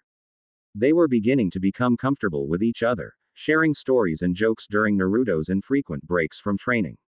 Temari was beginning to enjoy life in Konoha. She was surprised on her second day in the village. All the kunoichi of her generation swooped in to visit with her. Ino led the charge, but all of them, even Tenten, wanted to get to know their new comrade. Temari apologized, at least in regards to her excessive violence against the other kunoichi, and made it clear that it had not been personal and that she didn't want her hanging onto a grudge. All was forgiven when Tenten was allowed to handle the war fan. The other kunoichi all rolled their eyes as Tenten swung the fan around with stars in her eyes. She felt herself smiling as she watched. It was nice to have girlfriends. Being both a kunoichi and the child of the Kazekage had put her at a distance from everyone else. In the Leaf, she was at the same level as everyone else, and she found the sensation of finally being equal surprisingly relaxing. It had also led to an interesting discovery. Apparently, Namikaze men enjoy overbearing women. Tsunade had told her several stories of her mother-in-law and her legendary temper. She hadn't been inclined to believe it until she saw the boy she had watched beat her bother being floored by one of the weakest kunoichi from the exams. It was a revelation. Her betrothed may be smarter than she had believed, but she was going to have to be the one to keep the hyper-idiot in line. Still, she was beginning to think of him as her idiot, with a small smile. Naruto hummed to himself as he stood over the stove. He found that cooking was actually enjoyable for him and it kept Temari from poisoning him with her so-called food. He snickered when he recalled the time he told Temari that her cooking was probably the reason poor Gaara had been so homicidal. The joke was still funny half an hour later as he limped into the house. Finishing up, he called, "Temari, dinner is done." With a flash of blonde he could have sworn was Hiraishin no Jutsu, Temari was seated at the table. Tomorrow being an important day, Naruto had gone all out. Using info gathered from Ino, traded for a future favor to be decided, Naruto had prepared Temari's favorites. Kenshin soup and roasted chestnuts followed by a large chocolate cake. Naruto had some fun poking fun at Temari for drooling, but quickly shut up when her eyes promised retribution. Naruto had inadvertently discovered that shadow clones made great kitchen staff. He got to cook, and make as much of a mess as he wanted and the clones had to clean it up. Temari tried to point out that with the clones, he would still get the memories of cleaning up, but Naruto was insistent. Best deal ever. After the clones cleared the table, Naruto walked over to Temari and in a display of boldness slightly shocking both of them, kissed her cheek. "I know I've been busy this week, but I wanted you to know that I'm glad you're here. Now, I need to go get some sleep, tomorrow will be a long day." Watching him head upstairs, Temari sat holding her cheek with a light blush. Being the daughter of a Kage, and the sister of Gaara, no one had ever kissed her before. With a smile she decided that it wasn't half bad. Temari was bored. And irritated, but mostly bored. She had thought that watching her future husband fight his friends would be more entertaining, but with a few exceptions, the fights had been extremely one-sided so far. First up had been that pink-haired twit her soon-to-be husband was so enamored with. The fight itself was just pathetic, but as much as she despised weak Kunoichi, that wasn't what had her blood boiling. Naruto stood facing his longtime crush as she entered the area battleground. Watching her, he found himself confused. Why was she walking so timidly? Her head hung down, hair blocking her eyes, every step seemingly forced. This wasn't what he expected from Sakura-chan. She was supposed to be confident and strong. Breaking from his musings, he slid into his fighting stance when Sakura arrived. She didn't match him though, just stood there fidgeting nervously. "Nay, Sakura-chan, what's the problem?" he called out. Sakura flinched a bit as the loud voice of her teammate intruded on her thoughts. Without raising her head, she spoke, almost a whisper. "Naruto, I'm sorry. I never thanked you for saving me." With a bitter laugh she pressed on. "Any of the times you saved me, I guess. Against Zabuza, the exams, and then with Gaara." The girl began hugging herself firmly as if she were trying to hold back an explosion. "You keep saving me, and I just blow it off." Beginning to cry, she forced herself to continue. "I suppose I'm just jealous. When our team formed, I thought I was strong, or at least stronger than you. Turns out I was wrong, huh?" Naruto was so shocked he dropped out of his stance. He sheepishly rubbed the back of his neck as his thoughts flashed back over the events as he tried to figure out what was wrong with Sakura. With a mental shrug, he decided to just wing it. He didn't really understand girls in general, and Sakura was kinda strange even then. "Sakura-chan," he said pleasantly, "I need you to look at me." When the girl hesitantly met his gaze, he mentally winced at the amount of pain he saw in her eyes. Letting his mask down, he gave his teammate a true smile. "Sakura-chan, I accept your apology and your thanks, but that isn't why I did it." He raised his face to the sky in remembrance as he continued. "When we were in Wave, Haku taught me that someone is only truly strong when they protect something precious to them." Lowering his gaze back to he girl, he smiled again. "You are not weak, Sakura-chan, you just haven't found something to be truly strong for yet.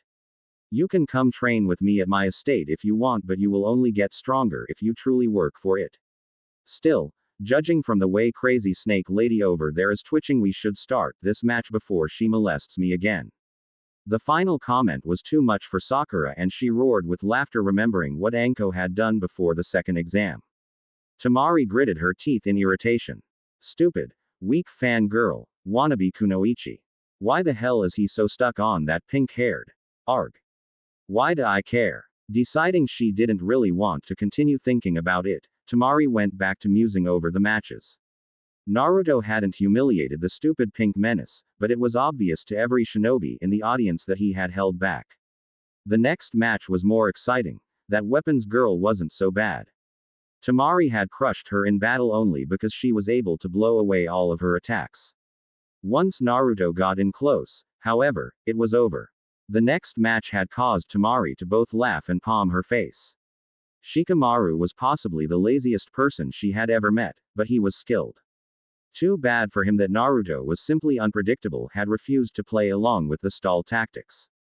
At the beginning of the match, Shikamaru had caught him with his Kajimane, and in response Naruto had created a few dozen Kage Bunshin without using any seals, something that had caused a collective gasp of disbelief in the audience, and ordered them to take Shikamaru out. Shikamaru's response was fairly typical. He muttered, "How troublesome," and gave up. Not surprising to anyone that knew him, but what irked Temari was that in her match, she had gotten tied up playing along with the shadow user's little game instead of just overpowering him. Temari had to save the dog boy in the next match. Something in the pre-match banter had caused Naruto to fix a maniacal smile on his face as he pulled out a kunai and began wrapping an exploding tag around it. Blanching at the memory of what he had done to her brother, Temari whipped her fan out and floated to the arena floor. Landing between the mud and her betrothed, Temari placed her hands on her hips and said one word. "No." "Ah, come on, Temari-chan." Naruto whined. "No, you are not going to use that technique ever again." Pouting, Naruto put the kunai up after stripping off the exploding tag. Satisfied, Temari turned to leave, only to be stopped by Anko. "You know, You aren't supposed to be down here. Arching an eyebrow at her, Temari continued to leave. I was saving Dog Boy from a fate worse than death, you know. I know what he was gonna do with that and I never want to see it again. Oh. Anko replied with her trademark insane grin, what was he gonna do? With a shudder, Temari replayed the events of Gaara's fight with Naruto in her head. He was gonna shove that kunai up the mutt's butt. Something about 1,000 years of pain and Kakashi-sensei's teachings or something. I'm still trying to forget it. In the stands, Kakashi tried to hide behind his book as he felt everyone turn and face him. What? I used it as a joke during his genin exam, he said defensively. I didn't think he would actually use it on someone, let alone with an exploding tag. Denied the use of the 1,000 years of pain, Naruto had simply thrashed the Bog Boy after he had tricked Akamaru into playing catch-over in a corner with a cage bunshin. The match after was boring. The tubby kid tried to flatten Naruto and had been blown away with a wind jutsu, then beaten down by cage bunshin. The quiet bug kid had been next, but had forfeited when Naruto had summoned several toads. Temari hadn't heard all the conversation between the two but caught Naruto apologizing and something about Shino being too dangerous to take head on. Shaking her head, Temari glanced at the woman sitting next to her. She was still trying to come to terms with the fact that she was sitting next to the Lady Tsunade. She wasn't blind, she could see that the woman had some problems, but she was sitting next to the most powerful kunoichi in the elemental lands, and to make it even more surreal, the woman viewed her as her daughter-in-law. Temari was amazed to learn that Tsunade viewed Naruto as something like a cross between son and grandson. She had been extremely alarmed when threatened by the older woman about what she would do if Temari ever hurt her new husband. She shuddered as she remembered the boulder that had, accidentally, exploded. Turning back to the current fight, Temari sighed and pinched the bridge of her nose to fight back what she believed to be the beginning of a migraine. Who the hell actually gives their opponent a pep talk in the middle of a fight? Sure, he was fighting that weird Hyuga girl who had a crush on him, not that he seemed to notice, but still, a pep talk. I suppose it's a good thing he is so oblivious to it. The last thing I need is competition. I mean, it is a political marriage, and we aren't expected to be happy, but if he gets it in his head he can have an affair, it'll destroy everything. He doesn't exactly seem the type, but a lot of people don't. Temari was pulled from her thoughts as she watched Naruto play Bunshin Daibakua Pong with his next opponent. Poor Neji was using his Kaden repeatedly, but eventually he ran out of chakra and was blown into the air. Naruto, being Naruto though, caught him as he fell and carefully laid him on the ground. Sorry Neji, but after our last fight, I doubted you would hold back and you're way better at taijutsu than I am. With a groan, Neji placed an arm over his eyes as he waited for the Mednin to arrive.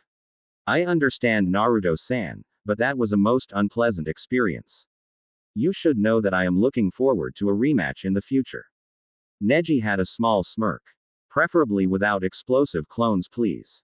Naruto noticed Guy and Lee arriving and a truly wicked smile appeared on his face. It's a shame Neji, it seems that you might require more youth for our rematch. As Guy and Lee began their usual youth rants and declared that they would stoke Neji's youthful flames, Naruto broke down and laughed at the sheer horror on Neji's face. Ignoring the caustic glare being sent his way, Naruto decided to rub a bit more salt into the wound. Have a youthful recovery, Neji. He cheered. He was totally floored when the ever-stoic, unflappable Neji flipped him the bird. Naruto's blood began to boil as Sasuke strolled across the arena floor to the cheers of the civilians of the crowd. Yes, Naruto thought viciously, the last loyal Uchiha has come to beat the demon boy. Not happening. Sasuke, for his part, was more excited than he had been for some time. He was finally getting his fight with the Dobi. He wasn't sure when he had begun to view Naruto as his rival, but rival he was. Now he had another reason to be interested in Naruto. That man was after him, and sooner or later, he would be able to take his revenge. Dobi, you ready? Absolutely Tem, absolutely. Anko turned to face the crowd. 9th match Uzumaki Naruto vs Uchiha Sasuke. Hajime. The boys rushed forward in a flurry of taijutsu. Naruto dodged the first punch only to be caught by the backhand counter. Shrugging off the blow, he spun and drove his elbow into Sasuke's stomach, following through with a vicious wheel kick that knocked Sasuke back several feet. For several minutes the two stalemated, Sasuke's superior skill countered by Naruto's ability to shrug off the pain long enough to land punishing blows. Sasuke was getting frustrated. He couldn't copy Naruto's style because there were no set patterns. No set patterns also meant that he couldn't predict what attack would be coming. It wasn't perfect, but he could see some of the attacks shortly before they landed, yet somehow or another the Dobi had learned a style that seemed to just flow. He also had to deal with the fact that Naruto was forcing counterattacks straight through his defense, and the body shots were starting to wear him down. Jumping back, he flashed through the seal's Kaden, Gaokakyu no Jutsu. Naruto sighed as the fireball flew towards his head. Hurriedly raising his hand to his mouth in the tiger seal, he spat out an even larger fireball than the one that was incoming. The two fireballs collided in a massive explosion, forcing both boys to Kawarimi to avoid being roasted. Dobi. What the hell was that? Sasuke roared. How the hell are you so proficient at using a Uchiha Kaden jutsu? It's easy, Tem. A truly mastered jutsu requires far fewer seals. There are some jutsu that when mastered need no seals to use. As for how I know Gaokakyu, I've seen you use it, and figured it out on my own. Seeing the infuriated expression on Sasuke's face, he smirked. What's the matter, Tem? You don't like people copying you? Far too angry to realize he was being baited, Sasuke rushed forward to pound the Dobi into the ground, only to find himself surrounded by several dozen black and orange-clad shinobi. The clones followed in their creator's footsteps and landed several powerful body shots that left him exhausted and struggling to breathe. Hey Tem, check this out, Kunai Kage Bunshin no Jutsu. He snapped his head up, and to his horror he saw literally thousands of strange three-pronged kunai headed in his direction. Whipping out a kunai, he dodged and deflected as many as he could, and to his relief most of the massive barrage missed him, lodging themselves into the ground around him. TCH. Dobi, your aim sucks. Oh, you think so, Tem? I think they went exactly where I wanted them. With a vicious smirk, Naruto disappeared in a golden flash. Ignoring the gasps of shock from the crowd, Sasuke scanned around trying to find the Dobi, but was more than a little shocked when a powerful kick slammed into him from his blind side. Spinning around to retaliate, he blinked as Naruto disappeared in yet another yellow flash. Confidently he spun around to block the attack he expected at his back, only to once again be knocked to the ground by a strike from behind. Damn you, Dobi. How the hell are you doing this? Well, Tem, when AS class shinobi marries AS class kunoichi and they do a special little dance, 9 months later the magic chakra stork delivers them a baby. In the stands, Temari and Tsunade exchanged pained glances and emitted near-identical groans. Speaking to the younger kunoichi, Tsunade was nearly dripping sarcasm. Hopefully he is just trying to irritate Sasuke, but I wouldn't bet against him actually believing that. At Temari's look of disbelief she continued, well, I really doubt anyone actually explained to him where children come from, you know. Ah, he's so well adjusted I sometimes forget about his past. I wasn't expecting to see him use Hiraishin no Jutsu, though. You think he is trying to make a statement to those idiots screaming for his blood? Turning back to the match with a small amused smile, Tsunade simply replied, probably. Back on the battleground, Naruto was finishing up his rather bizarre speech. And that Tem is the reason that ramen is the food of the gods. Blinking, Sasuke stared at his rival with complete and utter disbelief. Dobi, there are so many things wrong with you, I just don't know where to start. But you never answered my damn question. With a patronizing air Naruto decided to enlighten his teammate, Sasuke, my father was the Yondaime, otherwise known as the Yellow Flash. Now that I have people and things to protect and no one sabotaging me, I can stop hiding my abilities. Did you think I wouldn't use a family jutsu against you? Sasuke's rage boiled over. Damn it, damn it, damn it. Why is he the one that has that power? I need it, not him. Yes, Sasuke, you need power, another voice whispered to him. Use the power. Destroy your foes, become invincible. Naruto backed off when Sasuke exploded with a foul chakra as the curse mark spread across the boy's body. Ah, come on, Sasuke, who the hell uses something in S-class criminal implants on their body? He complained. Faster than Anko could stop him, Sasuke raced forward, Chidori cracking in hand. Fine, be that way, Tem. Naruto used Kawarimi to swap places with a clone right as Sasuke rammed the Chidori through his chest. Hey Tem, Bunshin Debakua. Most of the audience was horrified when Sasuke was seen after his encounter with the explosive clone. His left arm was partially torn from his body, his face and chest covered in burns and shrapnel holes. With a low whistle at the damage, Anko stepped forward. Shusa, Uzumaki Naruto. As the medics rushed in, she whispered to Naruto. You think that was a bit much there, Gaki? An extremely cold expression crossed Naruto's face as he answered. Anko, he just tried to ram an assassination jutsu through my chest. If I hadn't swapped with that clone, I would be dead. So no, I really don't think that was too much. Nodding her agreement, Anko glanced up at the Hokage only to find the woman on the arena floor facing Naruto with a very serious expression on her face. Holding up his hands to ward her off momentarily, Naruto began to explain. Ba-chan, he just tried to kill me. I think I was perfectly justified blowing him up.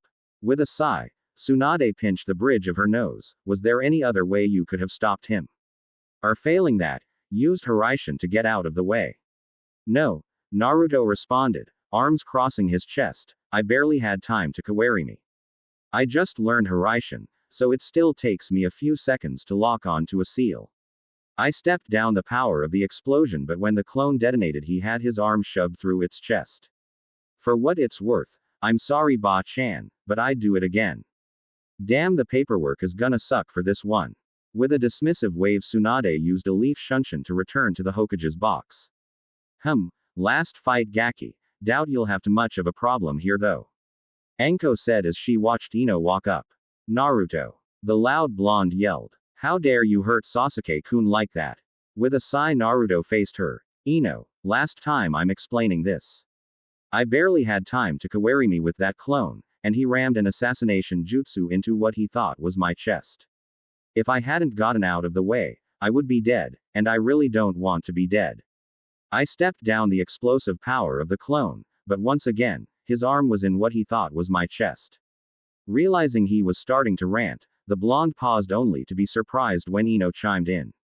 Yeah, I get it, she said with a long sigh. At the look of disbelief on both Naruto and Anko's faces, she raised her voice in irritation.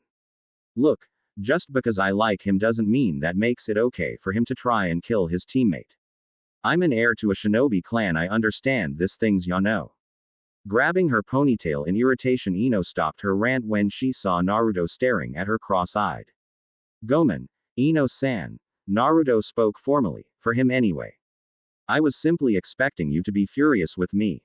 Gomen again. Releasing her ponytail from her death grip, Ino sighed. Gomen Naruto, I suppose I should have known you would expect me to snap. At the risk of making you snap, I would recommend you forfeit this match. You can't beat me physically, and I'm pretty sure you've been told to never use your clan techniques on me. Ino snorted. Yeah right, like I'm just gonna give up. Even Billboard Brow fought you, so I am too. Hajime. Jumping back, Naruto barely had time to curse when he heard Shintention no Jutsu. Nearly every shinobi in the audience had to resist the urge to face palm, and Ino's father Inoichi was damn near having a panic attack. Naruto looked at the collapsed form of Ino and frowned.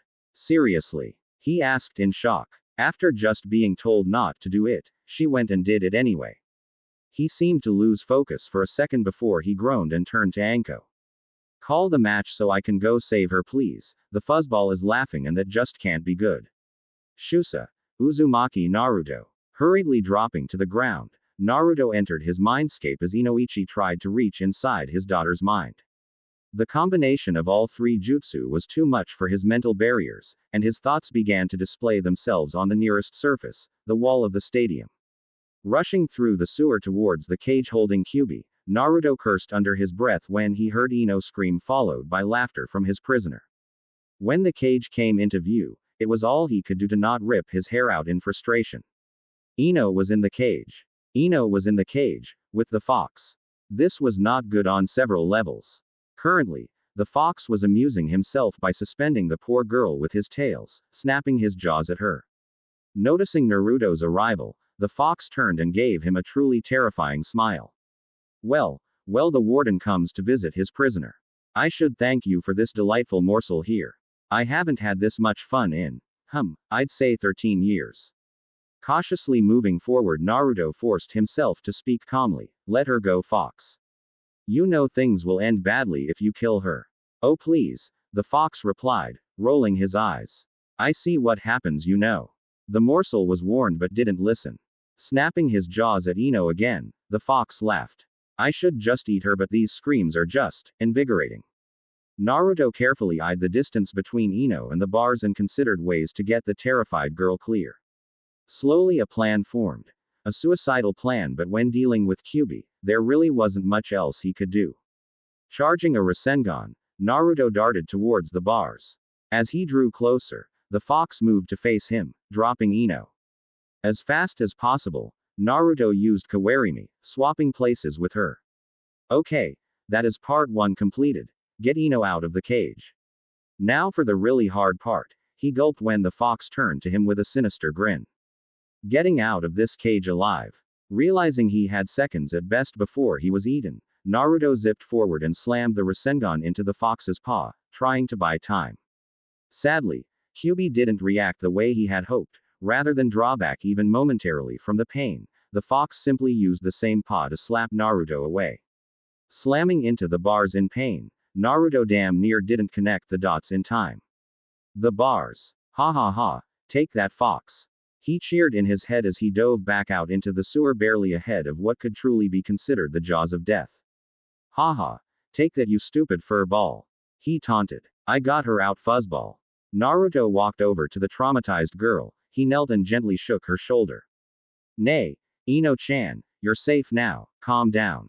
Slowly, Ino focused her eyes, and before Naruto could react, the girl glomped him so hard he could barely breath. Thank you, thank you, thank you, thank you, she hysterically spat out. She began to cry into his shoulder. I was so scared. I thought I was going to die. Not really sure what to do, Naruto sort of just patted her back and stroked her hair in an attempt to calm her. Shish, you're okay, it'll be alright. Just calm down, okay. Seeing her regain a semblance of calm, he backed up a bit. Ino, now that you aren't trapped in there with the giant walking carpet, can you release your jutsu, please? I'm pretty sure your dad is freaking out and I'd really like to get out of here myself. Nodding, Ino concentrated, then frowned at him. I can't, she said flatly. I've tried to release, but something is blocking my exit. As the Kyuubi started laughing behind him, Naruto palmed his face in irritation. Mumbling under his breath about giant pain in the foxes of freaking doom annoying the living shit out of him, Naruto turned to face his prisoner. The rather terrifying grin, wow, those are some really big teeth, being bestowed upon him was not calming at all. Let her go, fox, he managed to grind out through his clenched teeth. I don't think so, Ninjin, Kyuubi sneered. I'm rather curious how long her body will survive with her soul stuck in here. It should be highly entertaining. Stifling a curse, Naruto asked Ino the first thing on his mind. Is he serious? Your technique sent your soul into my body. That's just nuts. Crossing her arms, Ino managed to somehow pull off a haughty look. Of course it does, Baka. How else would you be able to take over someone else's body? Fantastic, he muttered, glaring at the highly amused fox. Ino-chan, how long can you survive in here anyway? She hesitated in her response. Well, I really don't know. The longest I've ever heard of was my dad spending a bit over a day during an interrogation, but he said that it took a lot out of him when he did. Pouting, she refused to look up at the fox. I'm not as strong with this skill as my dad yet, and I don't think he was tortured by a terrifying creature living in the guy's head. Speaking of, Naruto, what the hell is that thing? With a resigned sigh, Naruto waved a hand vaguely in the direction of the cage. Ino-chan, meet Kyuubi. Kyuubi, let her go right now. Watching the fox simply lay down and laugh at him, Naruto launched a barrage of insults at his least favorite furry creature as Ino simply stared at him in shock. Not a stupid girl by any means, Ino quickly placed all the pieces of the puzzle in place and blurted out. Your father didn't kill it. Oh sweet Kami, he sealed it into you. Naruto jerked around in shock. He really hadn't been expecting Ino to yell right behind him, let alone figure out what had happened so fast. Yeah, he responded despondently. My father sealed Fuzzball here into me to save the village. Supposedly he tried to have people see me as a hero by holding the stupid thing prisoner, but most the civilians thought I was the damn thing, and most the shinobi kept their distance cause most Jinchuriki are not terribly stable. A really good example would be Gaara before I beat him during the invasion. Anyway, enough about that, we have to get you out of here.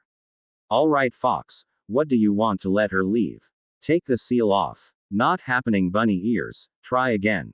Why should I care? The only thing I want is that damn seal your father stuck on me off. You have nothing else I could want, you pathetic mortal fool. Hey, you think I'm stupid, don't you, Fox? I know what you're afraid of. We both know you could have killed me when I was in the cage, but my father's seal means that if I die, you die too, doesn't it? Naruto shot the fox the fiercest glare he could muster, which really wasn't bad if it wasn't directed at something other than the Kyuubi no Kitsune, and turned to Ino. Ino-chan, I'm about to do something really, incredibly stupid, but it should allow you to get out. When you feel that hold on your jutsu loosen, get the hell out of here, okay? Ignoring her questions about what he was doing, he turned back to the fox as he drew his kodachi. Hey, I so wanted to be Hokage, but I suppose this is as far as I go. At least I'm taking this jackass with me. Placing the tip of the kodachi against his stomach, Naruto called out in an almost sing-song manner. Last chance, Tem. Let her go. Scoffing Kyuubi barely bothered to look up. You wouldn't dare, ninjin. Maybe if it was that pink-haired tramp you drool after, but you have no ties to this one. Do your worst. Laughing, Naruto called out. You really don't know me as well as you think you do, Fox. Yes, she isn't really a friend, but she is my comrade, a fellow leaf ninja, and as such, she is precious to me. Without saying anything else, Naruto rammed the kodachi through his stomach. Kyuubi roared in anger and the figure of Ino disappeared from his mind. Naruto awoke with a groan. Where the, white walls, bright lights, I hate hospitals. It took some effort, but he managed to sit up and promptly blinked in confusion when he saw Ino and Temari sleeping in the chairs next to his bed. He understood why Temari was here. She was his fiancée after all, but what in hell was Ino doing there? He stifled a snort when he saw a thin line of drool on the normally fashion-conscious girl.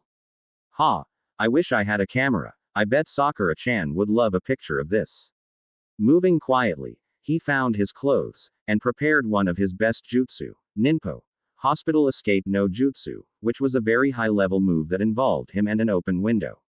Sadly, people who know him were prepared, and even as he jumped out the window, he found himself snagged by the collar and dragged back into the room. Nay, come on Kakashi-sensei, I hate this place.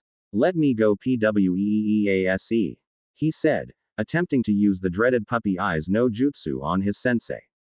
Ma Naruto, sorry. Hokage-sama threatened to burn my books if I let you get away. The lazy Jonin replied without taking his eyes from his book. Glancing up at the sleeping girls, he turned one of his infamous eye smiles on Naruto. I'm so proud of you, my little adorable little genin. 2 girls sleeping in your hospital room. I almost feel tears of pride forming. Flushing in embarrassment, Naruto retorted hotly. It's not like that, sensei. I know why Temari is here. I mean, we're getting married, but I have no idea why she's here. He pointed at Ino. Quieting down, he asked the 2 questions burning through his head. Sensei, how long have I been out? And what happened with Tem? Kakashi stalled for time, carefully placing his book away. Well, the first question is easy to answer, Naruto. You've been unconscious for 4 days. Chuckling a bit at Naruto's groan, he paused and decided to answer the last question. As for Sasuke, they managed to keep him alive, and they even reattached his arm, but they don't think he'll ever fully recover. Sighing, he got to the worst part. Naruto, Sasuke will never be returned to active duty as a shinobi. Hearing the words, Naruto wasn't really shocked. He had seen Sasuke's arm blown off, but it still hurt. Sasuke was his teammate, and he, no one else, had destroyed a talented shinobi and ruined his friend's dreams. Can't Ba-chan fix him? She fixed bushy brows, right? That was way worse. The words just spilled from his mouth. Eyeing his student, Kakashi decided that, while painful, he needed to tell Naruto the full truth before he convinced himself that he was to blame for what happened. Naruto, even if he still had full use of his arm, Sasuke would have been pulled from the ranks. Ignoring the look of shock on Naruto's face, Kakashi pressed on. The containment seal placed over hubby Tem's curse seal, and I do like that name by the way, was reliant on Sasuke's will. He willingly broke it and drew on the power of the curse seal, directly against orders. In addition to that, he used an assassination jutsu on a fellow Leaf Nin in a friendly match. Hokage-sama has ruled that we cannot afford to have such a loose cannon. Shrugging, Kakashi placed a hand on Naruto's shoulder. It wasn't your fault, Naruto. Shrugging the hand of his shoulder, Naruto stalked back over to his bed and sat down. He understood what Kakashi said, but he still felt guilt burning at him. Sasuke being removed as a shinobi as a result of his own behavior eased some of his burden, but it felt as if it was his fault for pushing him that far. If Naruto had not started their rivalry, Sasuke would have never felt the need to use the seal on him. He was pulled from his thoughts by a squeal, and suddenly found himself on the floor as he was tackled by a blonde blur. Hey, you're awake. That's awesome. Datboyo. He froze in shock as Ino continued to hold him, and he vaguely noticed that Kakashi seemed far more amused than surprised. Datboyo. What the hell? I was so worried you weren't going to wake up, Datboyo. The blonde rambled on. With another squeal, Naruto found himself being shaken. Don't ever do something like that again, Datboyo. Prying the overexcited girl off, Naruto found himself wondering exactly what sort of hell he had found himself in. His feeling of doom increased when he noticed that Temari was also awake and staring at Ino in a rather frightening manner. He began to panic as he tried to think up some sort of explanation for what was going on, but he was drawing a blank. It was like some sort of dream. Wait a minute, a dream, or a genjutsu. Forming the seal, Naruto attempted to disperse what he was convinced had to be a genjutsu. Kai, he yelled, forcing an almost visible wave of chakra across the room. To his surprise, nothing changed, except for the fact that Kakashi started laughing so hard tears formed in his eye and Ino looked rather insulted. All right, he yelled, pointing at Ino, what in hell is going on here? Ino looked sheepish, placing her hand to the back of her neck and shot Naruto what looked a lot like his foxy grin, minus the whisker marks. Anyo, it's complicated, Naruto, but there were some side effects to when I was stuck in your mind. Correctly interpreting his current facial expression to read, continue before I do something you won't like, the girl continued her story. When you stabbed yourself, and I can't believe you did that, I was able to release the jutsu, but the fox hit me in a last-ditch effort, and I was thrown through all of your memories. Naruto stared at her, horrified. Hastily, she continued trying to explain. Yes, it was really unpleasant. I never would have dreamed what you went through, but it beat being eaten by the furball Datboyo. As a result of that, according to my dad, your personality was sort of merged with my own. Dad says it won't last all that long. My personality is becoming more and more dominant every day, but for now, I'm still showing some of your more irritating quirks. Without saying anything, Naruto lay back on the bed and pulled the blankets up over his head.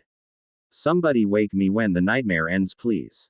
Hey, that was rude, Datboyo. A sudden thought struck Naruto like a bolt of lightning and he shot up in the bed, leaning over to whisper in Ino's ear. You have all my memories. Hi, I do. Ino whispered back. And why are we whispering? All of them. Everything I've ever done. Hi, everything. Ino smirked. I can't believe some of the stuff you got away with, but now I understand why Temari-chan, with a frown she paused and considered, I mean Temari-san, stepped in to stop you during the match with Kiba. Naruto flushed a deep red and lay back down. Okay. I think I'm gonna sleep now. Hopefully when I wake up, this will have just been a nightmare. It was several hours later when Naruto woke as door to his room opened. He sat up and cleared some of the sleep from his eyes. Hiya Ba-chan, come to spring me. Ignoring the urge to strangle him, Tsunade smirked back at him. Yeah, Gaki. You should be able to return home soon, but there's some things we have to. She was cut off by an excited yell of, Yada, easily remedied by a quick tap to his head. Ignoring the somewhat glazed look, Tsunade rapidly checked his health. She wasn't really sure why she bothered. She passed it off as the professional mednin in her, but as usual, the Gaki was in perfect health, except for a mild concussion that would clear on its own. Alright Gaki, I heard from Cyclops that you know what happened to Ino and Sasuke, but there are several things they didn't tell you. First, there was an issue caused by an overload of similar jutsu, which caused everything to be displayed to the audience. Seeing the panic in his eyes, she ruffled his hair. Yes, that means everyone knows everything. Your parents, your burden, and what you did at the end. I'm proud of you, Naruto, but I'm also angry with you. You are supposed to be Hokage after me, aren't you? Ignoring the boy's protests, she found her volume increasing to almost a yell in spite of her restraint. You took the most self-sacrificing option you had and didn't even bother to search for any other way to accomplish your goals. Damn it, Naruto, I almost lost you. Again. She wasn't sure when she started to cry, but before she knew it, she was and Naruto was attempting to comfort her. Ba-chan, I know it was bad, but I really didn't see another option. I couldn't let Ino die because of the fox, and we both know he doesn't want to die. It was painful, but I stabbed myself in the stomach because it wouldn't be fatal. I figured that as soon as Ino was out, you would be able to heal me. And you did, so everything worked out. Wiping her tears, Tsunade stood up. All right, Gaki, get moving. And I'd talk to Temari. She's been worried about you. Waving distractedly at her, Naruto began to walk out the door before he stopped and viciously smacked himself. Stupid, stupid, stupid. He muttered under his breath. What's bugging you, Gaki? Tsunade queried. Well, when I tried to escape this hellhole, I mean when I tried to leave the hospital earlier, I totally forgot that I have H-seals all over my home. Shrugging, he focused on the tag in his living room and smirked. Ah, taste the freedom, Ba-chan. I'm free. When he reappeared, Naruto felt that he may have jumped straight out of the frying pan and into the fire. Annoying Ba-chan was fun, if somewhat dangerous, but he hadn't thought when he flashed to his living room that he would end up in the middle of what seemed to be a kunoichi convention. Wait, why are they here? And why are they so angry? Feeling massively outnumbered, not that it intimidated him, he told himself firmly, he focused on the H-seal in the study and called out, if you need me, I'll be in my study, before he flashed away. Before the assembled women could say anything, he flashed back. Ah, almost forgot, when you are finished with our guests, I need to speak with you, Temari-chan. Flashing back to the study, Naruto let out a sigh of relief at having survived 2 trips into the kunoichi group. Naruto's surprise entrance had been a blessing for Temari. Ever since she had arrived at her home, with Ino following her like a lost puppy, she had been swarmed by all the kunoichi that seemed to know Naruto. As the daughter of a kage, hospitality had been drilled into her from early childhood, but as the day went on, she felt like ripping her ponytails off in sheer frustration. She had been pleased that Ino decided to wait for Naruto with her. They needed to talk privately, anyway, the sooner the better. Shortly before they had arrived, they were ambushed by Tenten and a surprisingly forward Hinata, both of whom were concerned about Naruto's health, and surprisingly, with Temari's well-being. It kept escalating from there. Kurenai and Anko had crossed their path and decided to tag along, feeling it was their duty as older kunoichi to make sure the younger generation was doing well. Shizune and Sakura seemed to materialize somewhere along the way, and completely monopolized the conversation. She was surprised to find a small army of foxes milling about her yard, but surprise quickly morphed into acceptance. Life with Naruto had been like moving from one bizarre event to the next.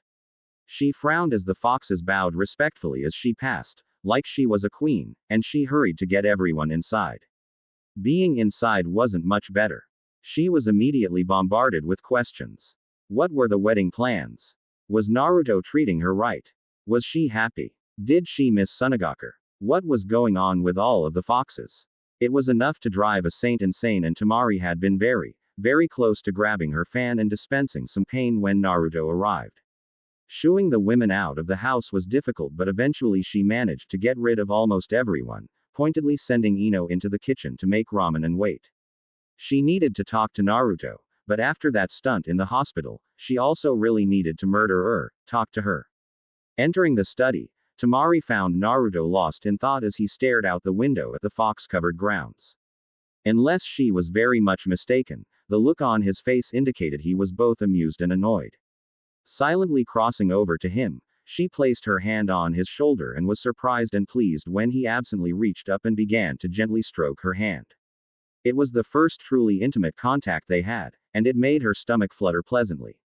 Nay, Temari-chan, he spoke quietly, so as not to ruin the peaceful aura. You know anything about why our grounds are covered by foxes? I thought you knew. They were here when I came back from the hospital. It was odd though. When I passed by several of them, they bowed to me. Huh, I probably ought to figure out what's going on, then. Got something to keep you busy in the meantime. Temari scowled. Yeah, I still have to have a chat with Ino. I have her stashed downstairs. With a sigh, Naruto stood up, giving her one last pat on the hand. Please be nice. If she really did absorb my memories, I'm amazed she didn't commit suicide. I would bet just about anything that she is using my old, cheerful idiot mask as a cover. With a small sad smile, he gazed into Temari's eyes. Under that mask is a rage fit to burn the world, Temari. Be careful, please. Temari felt taken aback. In her irritation, she had forgotten that Naruto had a similar background to her brother. It was a miracle he had come out whole, and Ino had been forced to live those long years in mere seconds of agony. It wasn't surprising that the poor girl was clinging to the one person she knew would understand and could help her. Reaching up, she lightly ran a finger over one of Naruto's whisker marks, amusing herself at the quiet purr it caused. All right, you made your point. I'll do what I can to help her. Thanks, Temari-chan, he said with a smile that could light up the night. The sort of smile that made a woman, who grew up in an unstable world of violence, feel like everything was going to be okay. She found she couldn't help herself. She leaned down and pulled him into a firm embrace. She wasn't terribly surprised that he didn't really seem to know how to respond. Still, he wasn't fighting her, and that was more than enough.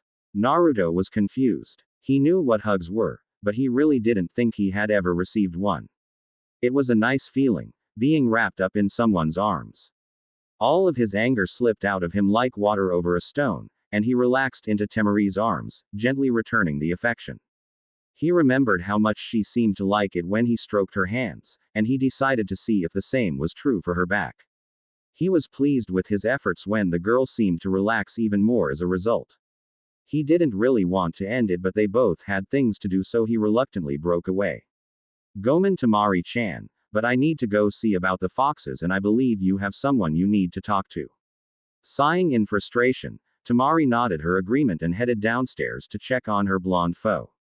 Or was it friend? Seeing the girl in question idly tapping her fingers on the table as she daydreamed, Temari braced herself and went forth to do battle, gently. Naruto entered his backyard as he considered the foxes gathered there.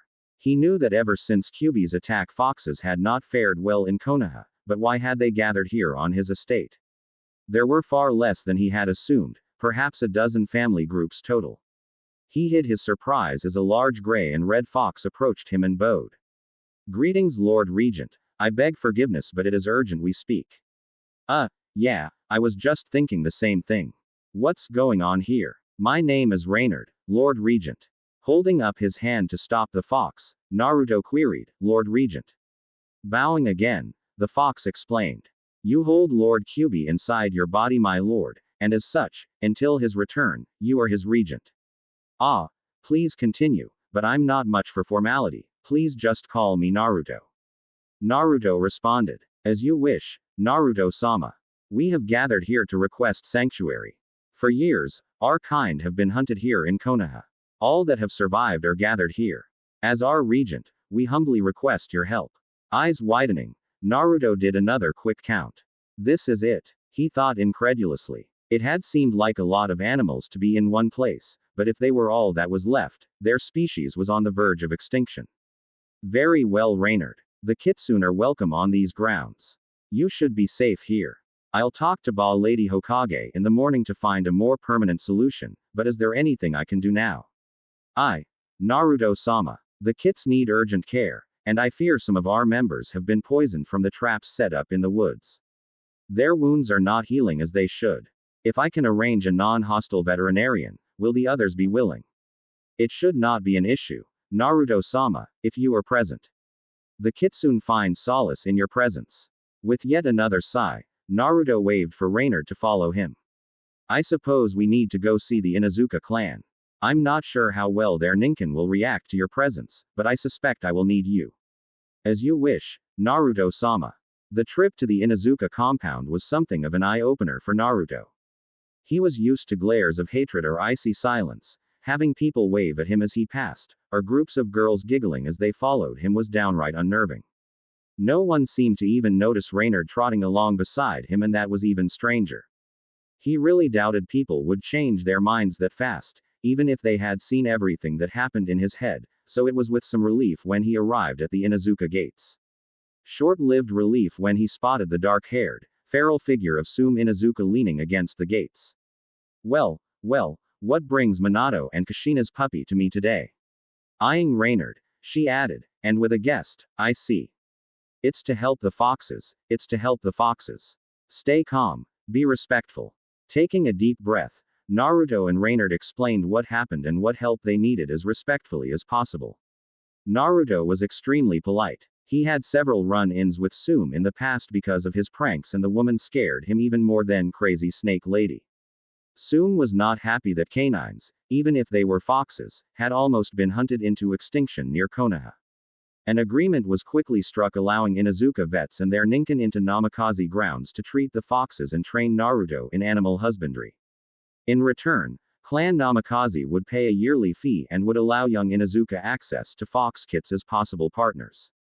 The hope was that when members of a large and influential clan began working with fox partners, the fear and hatred of the foxes would slowly die away. Satisfied with the deal struck, and considering other options he may have regarding the foxes, Naruto and Reynard led a handful of Inuzuka vets back to the estate. Temari was having issues. Specifically a blonde issue that was now wrapped around her, sobbing. She had intended to politely talk to Ino about staying the hell away from her fiancé, then work with the girl regarding her new emotional issues. Sadly, almost as soon as she got the Yamenka's attention, Ino had simply exploded.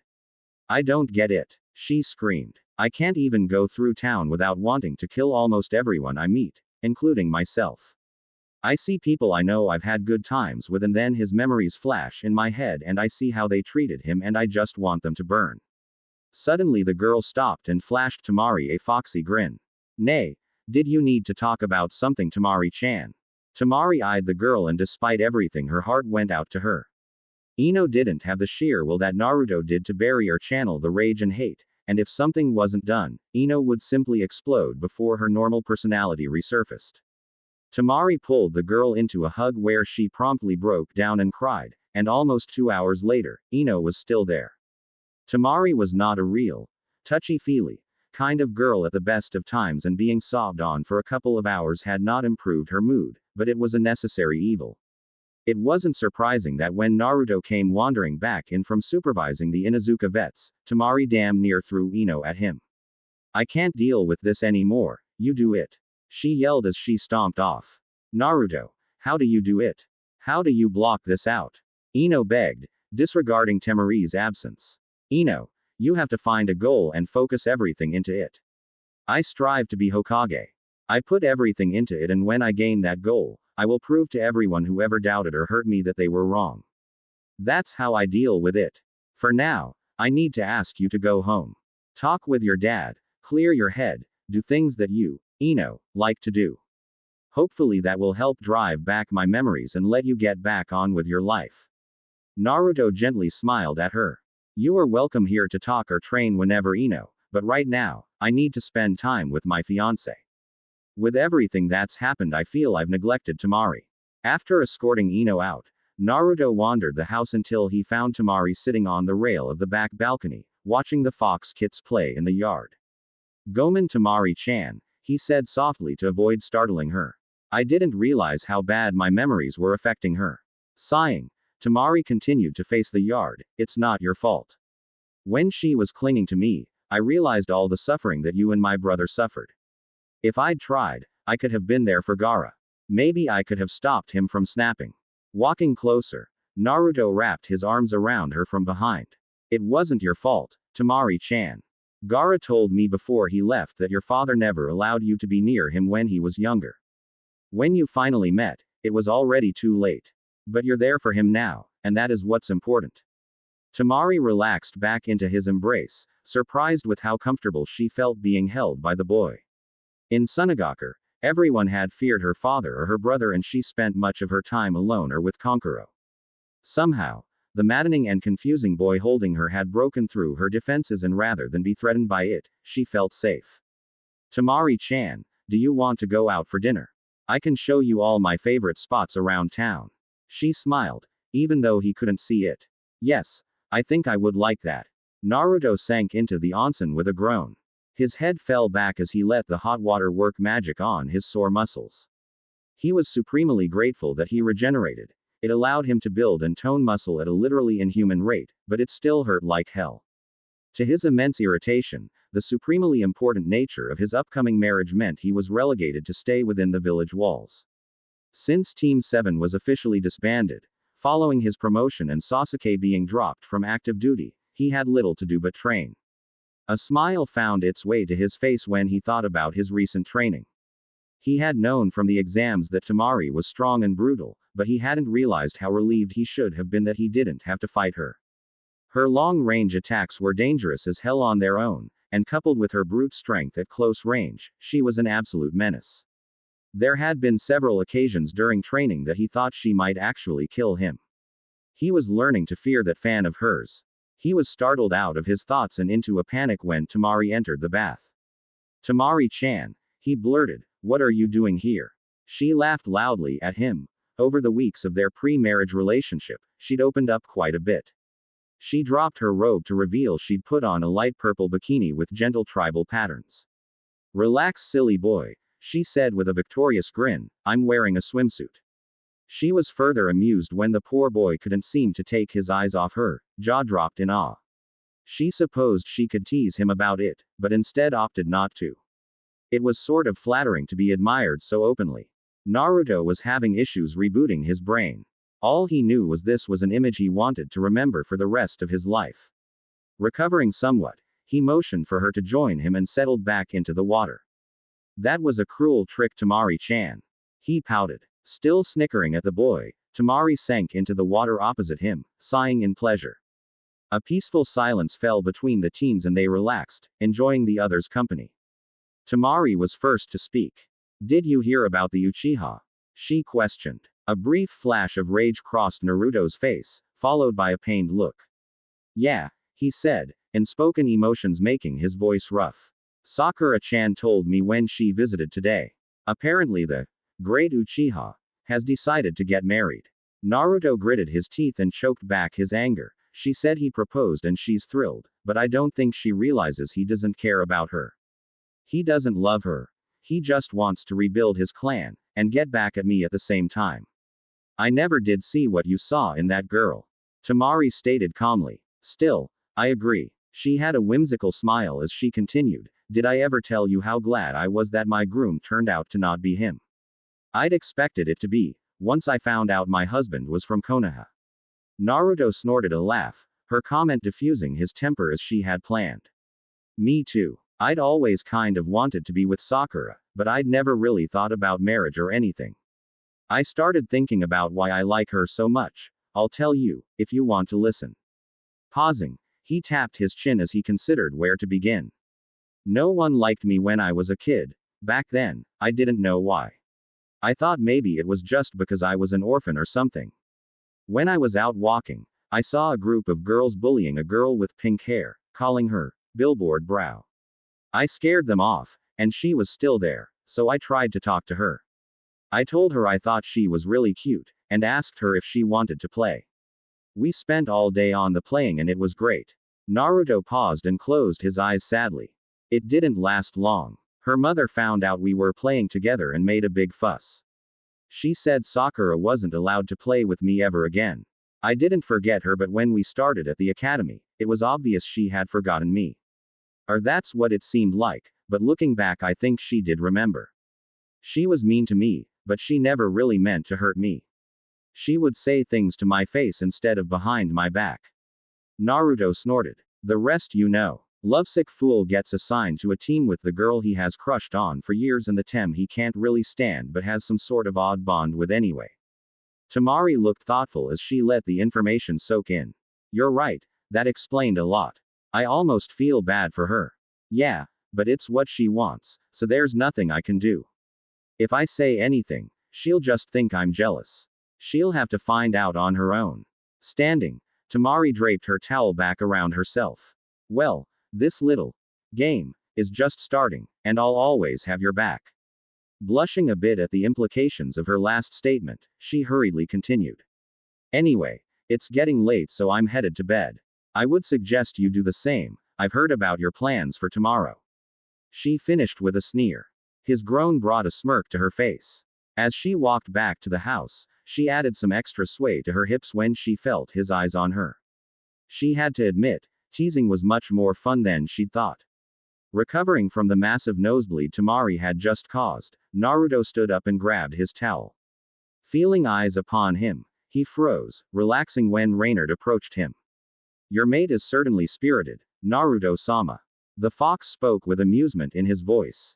Following Naruto towards the house, he adopted a businesslike manner. Lord Regent, have you considered the matter I brought to your attention? Gritting his teeth, Naruto responded. Hi, I believe I have a solution, but I'm not sure I can convince Inoichi to cooperate. The last time a Yamanaka entered my mind, things went poorly, to say the least. Pausing at the door, Naruto faced the fox. I'll discuss it with him tomorrow after my appointment with Ba-chan. I'll let you know what he decides. Very well, Naruto-sama. The fox said with a bow. I bid you good evening, my lord. Sighing, Naruto waved goodbye and entered the house to get some rest. He had a feeling the next day was going to be above and away the hardest day of his life. Slipping through the window in imitation of both his sensei, Naruto was somewhat amazed to find Tsunade both awake and sober. Good morning, Ba-chan, he called out, ignoring the twitch over Tsunade's eye. Tsunade gently coughed into her hand and Naruto paused, then snapped to attention. Chunin Uzumaki Namikaze reporting as ordered, Hokage Ba-chan. Grumbling under her breath at being called Grandma Hokage, which was possibly even more annoying than just plain Ba-chan, Tsunade adopted a stern professional manner. With your wedding coming up a week from yesterday, we have several things we need to cover. First, I need you to create 3 clones. Tsunade made 3 of her own clones, and paired a Naruto clone with each of hers. Alright, you two, she said, pointing at the first pair, you are to go and review everything he needs to do during the wedding ceremony. We will have dignitaries from the capital and Sunagaku, so everything needs to be perfect. Pointing at the second pair, you, take him and get him fitted out with a formal kimono, and no, it is not allowed to be orange. Rolling her eyes, she turned to the last pair. Last, you are to take him and get everything prepared for the reception. Food, flowers, drinks, everything. As the clones left on their assigned tasks, Tsunade pulled out a whiteboard, several thick books and a folder that appeared to be stuffed with photos. Nay, Ba-chan, he questioned. While the clones are out doing their thing, what are we doing? Tsunade had a predatory smile as she answered. One of the holes in your education has been brought to my attention and I will need to remedy that before your wedding. She tossed one of the books at him and her smile turned truly evil. I believe it's time someone explained the birds and the bees to you, and you're just lucky I'm the best medical kunoichi there is. Naruto blanched as Tsunade began hanging medical pictures of genitalia on the whiteboard. Glancing at the book in his hands, the title made him sweat. A complete listing of transmitted diseases. I wonder if I can escape. Edging towards the window, Naruto cursed as Tsunade activated the privacy seals, trapping him. Going somewhere, Gaki. She sneered at him. Turning around, Naruto gulped and faced his doom. Several hours later, a pale and drawn Naruto entered Konoha's premier flower shop unsteadily. If getting the talk from his Ba-chan wasn't bad enough, all 3 clones had dispelled, filling him with memories of complete boredom, or utter horror, in the case of the clone sent shopping. He was so distracted he didn't notice a certain blonde trying to get his attention until she smacked him upside the head. Ino still wasn't allowed to go on missions. Tsunade wouldn't sign off on her return from medical leave until she was sure the slowly simmering rage had passed. That meant she was trapped in her parents' flower shop, bored out of her skull. The door chime signaling a customer grabbed her attention and she looked up to see a distracted Naruto walk through the door. Trying and failing to get his attention, Ino decided to take a page from Forehead's book and punched him in the head. While this did get him to pay attention, Ino cursed under her breath as she rubbed her knuckles. Hitting his head really hurt. I said, she said in a near yell. What can I do for you, Naruto? Gomen. Naruto said hurriedly. I was distracted by some of the things I had to do today. Eyeing the shop inventory, he had a sudden flash of inspiration. Alright, I need some stuff for gardening. And I need to see your dad. Alright, my dad should be back shortly. He went to meet with Shikaku and Choza. Pursing her lips, she examined Naruto critically. What did you need as far as gardening supplies? Naruto just shrugged. I don't really know. He said. The garden at the estate is sort of overgrown, so we need to clear the yard. And some spots need to have grass replanted, too. Temari has been working on a small flower garden near the house, but that's only because the original patch was growing on the stairs and we had to trim it back. That's not a lot to go with, Naruto. Can you tell me what sort of flowers and plants are currently there? She openly frowned at him when he just shrugged. Palming her face, she resisted the urge to smack him. Alright, how about I go back to your house with you and figure things out? I'll help you figure everything out. Naruto just shrugged again. That sounds like it'll work, Ino-chan. Further conversation was cut off as Inoichi entered the shop. Ah, looks like your dad is here. I'll come grab you after I finish speaking with him. Waving bye to the girl, Naruto braced himself and approached Inoichi. Good afternoon, Yamanaka-san, Naruto greeted him politely. I have business I must discuss with you. Eyeing Ino standing nearby staring attentively, he added. Privately, please. Nodding to the boy, Inoichi gestured for him to follow as he headed back through the rear of the flower shop to the office. Closing the door and activating the privacy seals after an amused glance at Ino, who had followed the two, curiosity written all over her face, Inoichi moved behind his desk and sat down, waving for Naruto to have a seat as well. He drummed his fingers as he considered his guest. So, what did you need to speak with me about, Uzumaki-san? I'll get right to the point, Naruto said, sitting forward intently. I need you to help me bring someone inside my mindscape for a meeting with the fox. For a moment Inoichi couldn't believe his ears. You want me to what? I need you to help me bring someone into my mind to meet with the fox. Naruto repeated calmly. As you may be aware, several fox families have made my estate their home. What you don't know is that those foxes are all that are left in the forests near Konoha. The alpha male of the remaining foxes approached me seeking sanctuary, calling me Lord Regent. Reynard, that is his name, informed me that I am Lord Regent of the foxes due to their Lord Kyubi being sealed inside me. Nodding his understanding, Inoichi considered the new information. Obviously foxes weren't popular after Kyubi's attack, but he hadn't known that they had almost been exterminated. Kyubi being Lord of the foxes wasn't too surprising, it was a giant fox after all. Still, he didn't understand how the foxes knew whom Kyubi was sealed in, and more importantly, who would want to meet the fox. I see from your expression you still don't understand my request.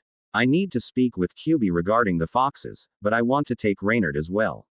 I can enter my mindscape, but I can't take anyone with me. That is where you come in. I'm willing to pay S rank for the mission and you do not have to come anywhere near the fox. I just need Reynard transported in. Inoichi sat back as he considered the offer. True, he could use the pay. S rank was really nice and it sounded easier than most.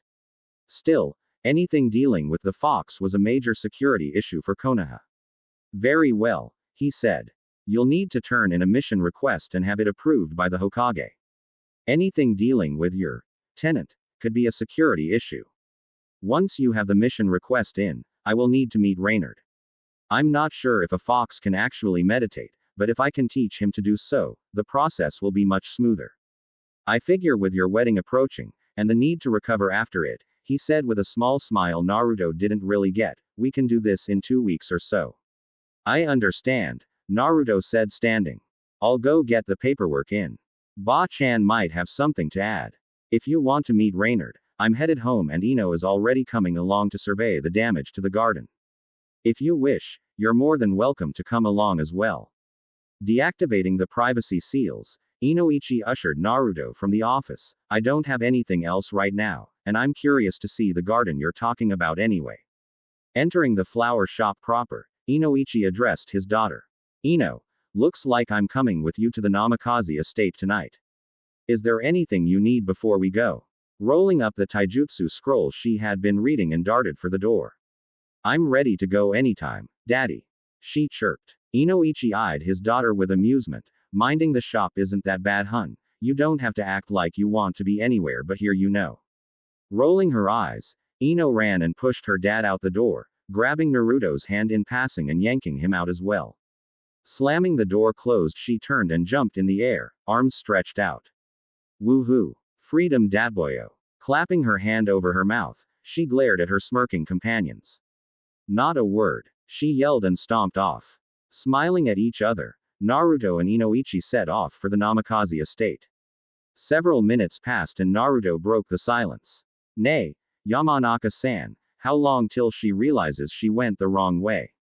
Inoichi never answered. He just started laughing. Ino caught up before Naruto made it home, and her glare warned the guys not to say anything about it.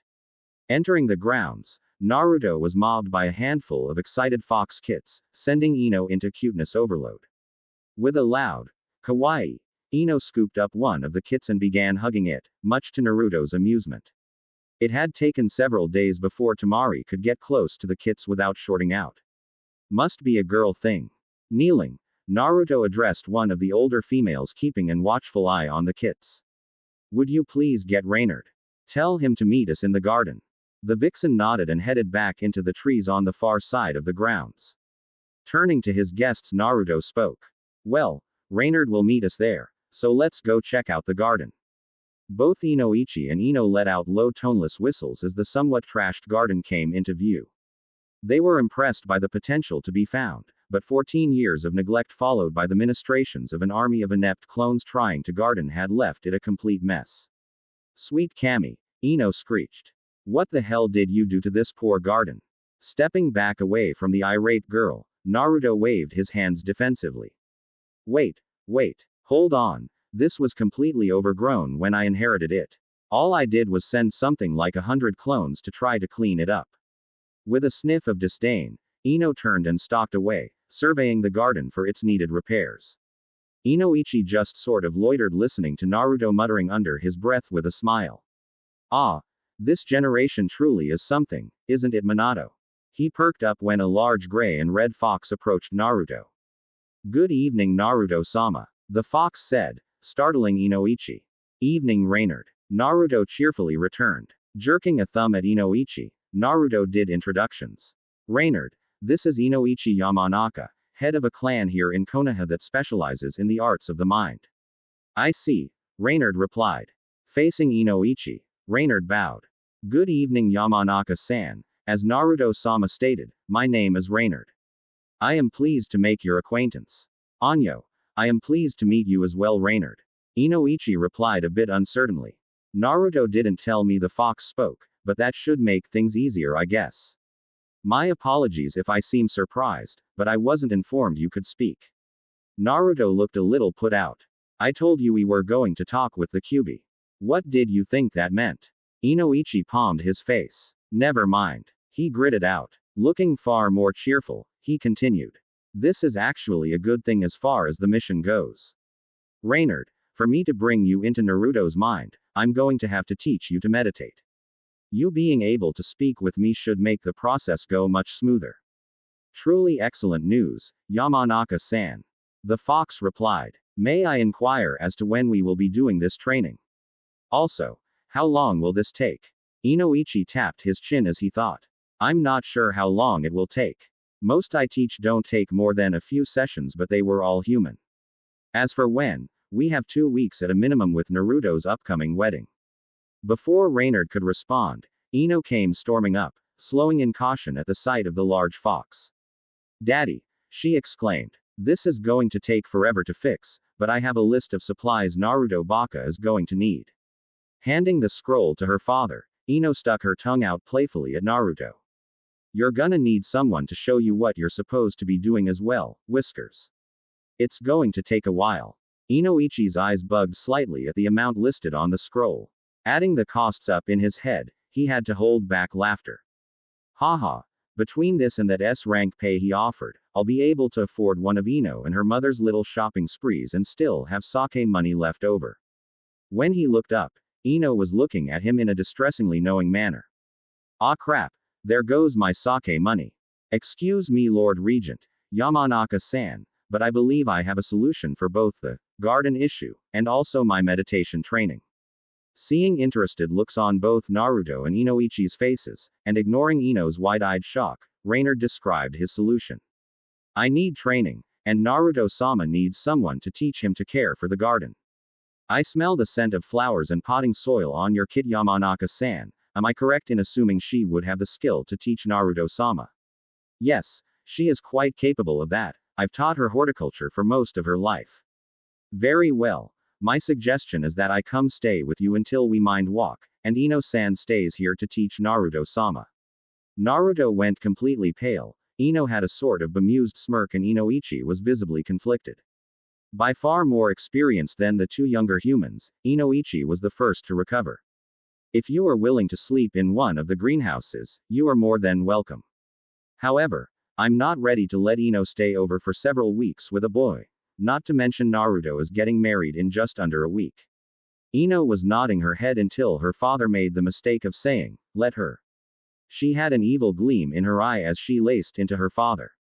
See this, father. She spat, pointing at her Hitai-8. This says that I'm an adult and you can stuff. Let her. Straight down an Akamichi toilet. She paused in her rant, fist raised near her father's face when she noticed Naruto edging away. And where do you think you're going, Whiskers? Naruto froze, opened his mouth, then disappeared in a brilliant yellow flash, leaving Ino standing there shaking with rage. Grr. When I get my hands on him, how dare he leave when I was yelling at him? Losing Naruto as a target, she turned back to her father. Inoichi, while annoyed at being left to face his daughter, was also quietly amused. That was almost exactly like the time after Kushina got pregnant. Minato had said something about her gaining weight. Not listening to his daughter, while maintaining an outward appearance of rapt attention, Ino continued down memory lane. It was one of the funniest things I've ever seen. Minato constantly flashing away as Kushina destroyed everything in her way. Ino's rant at her father was stopped as Naruto flashed back into the garden with an arm wrapped around Temari. He suspected that she knew he didn't need to hold her quite that tight to transport her, but she wasn't complaining and Naruto found he liked holding her close. Reluctantly letting Temari go, Naruto held up a hand to forestall an outburst from Ino. No, I didn't run away, he said quietly to force the temperamental girl to shut up and listen. I went to go get Temari-chan. She does live here, and in less than a week will be my wife. I figure that since this would affect her, she should know what's going on. Not to mention she is way stronger than you, Ino-chan, and you know it. Temari already knew what was going on thanks to a quick briefing from Naruto before he flashed them back to the garden. So, she said with a smirk, we trade the overly formal fox with Flower Girl for the next few weeks, huh? Ignoring Ino's glare at the nickname, she considered. I don't really have a problem with it. It's not like we don't have extra room here.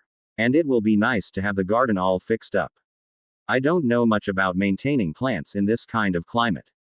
Inoichi seeing the look on his daughter's face and sighed in defeat. After some minor haggling with Naruto on the cost of both the supplies needed and Ino's services, Inoichi left, taking Reynard and Ino with him. Naruto said, taking a quick glance at the sky to check the time. It's still early, Temari-chan. You want to do something? Temari considered that. It's too late to spar, and we've both already eaten. I feel like a quiet night in. Tell me, do you play shogi? I know of it, Naruto replied. But if you're willing to teach me, I'm willing to learn how to play. Motioning for Temari to follow, Naruto lead the way inside. I don't get it, Temari said, half hysterically. I know Temari-chan. Naruto grumbled lifelessly. No, I really don't get it. I just taught you to play a few hours ago. I know Temari-chan. Arg. You have no strategy. You make the most bizarre moves, but I can't beat you. Temari yelled in frustration. I don't know Temari-chan. It's just like in a fight. I just sort of do things. Naruto said with a shrug. Stifling a yawn. Alright, I have some things to do tomorrow before I go pick up Ino-chan.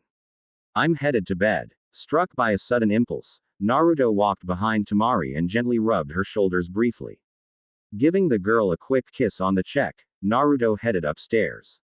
Good night, Sunaheim. Temari was floored, not saying anything as she watched him head up the stairs. Raising her hand to her cheek, she smiled gently. He had surprised her with the brief shoulder rub. It had felt great, but she hadn't been expecting the kiss at all. It was very sweet, she thought with a blush. She missed her brothers and the dessert, but little things like tonight reminded her that her life was good. The next week passed quickly. Ino may have been a giant pain, but she knew her stuff and the garden began to show its natural beauty. Naruto found, to his surprise, that Ino was fairly pleasant company without Sasuke around. He had enjoyed working the garden with her and even Temari pitched in, though plants weren't really her thing. She was no good with the local plants, but Ino had promised they could convert a greenhouse to maintain some plants from her home country. Time passed all too quickly for Naruto. Before he knew it, he was standing outside the shrine, bracing himself to go through with getting married.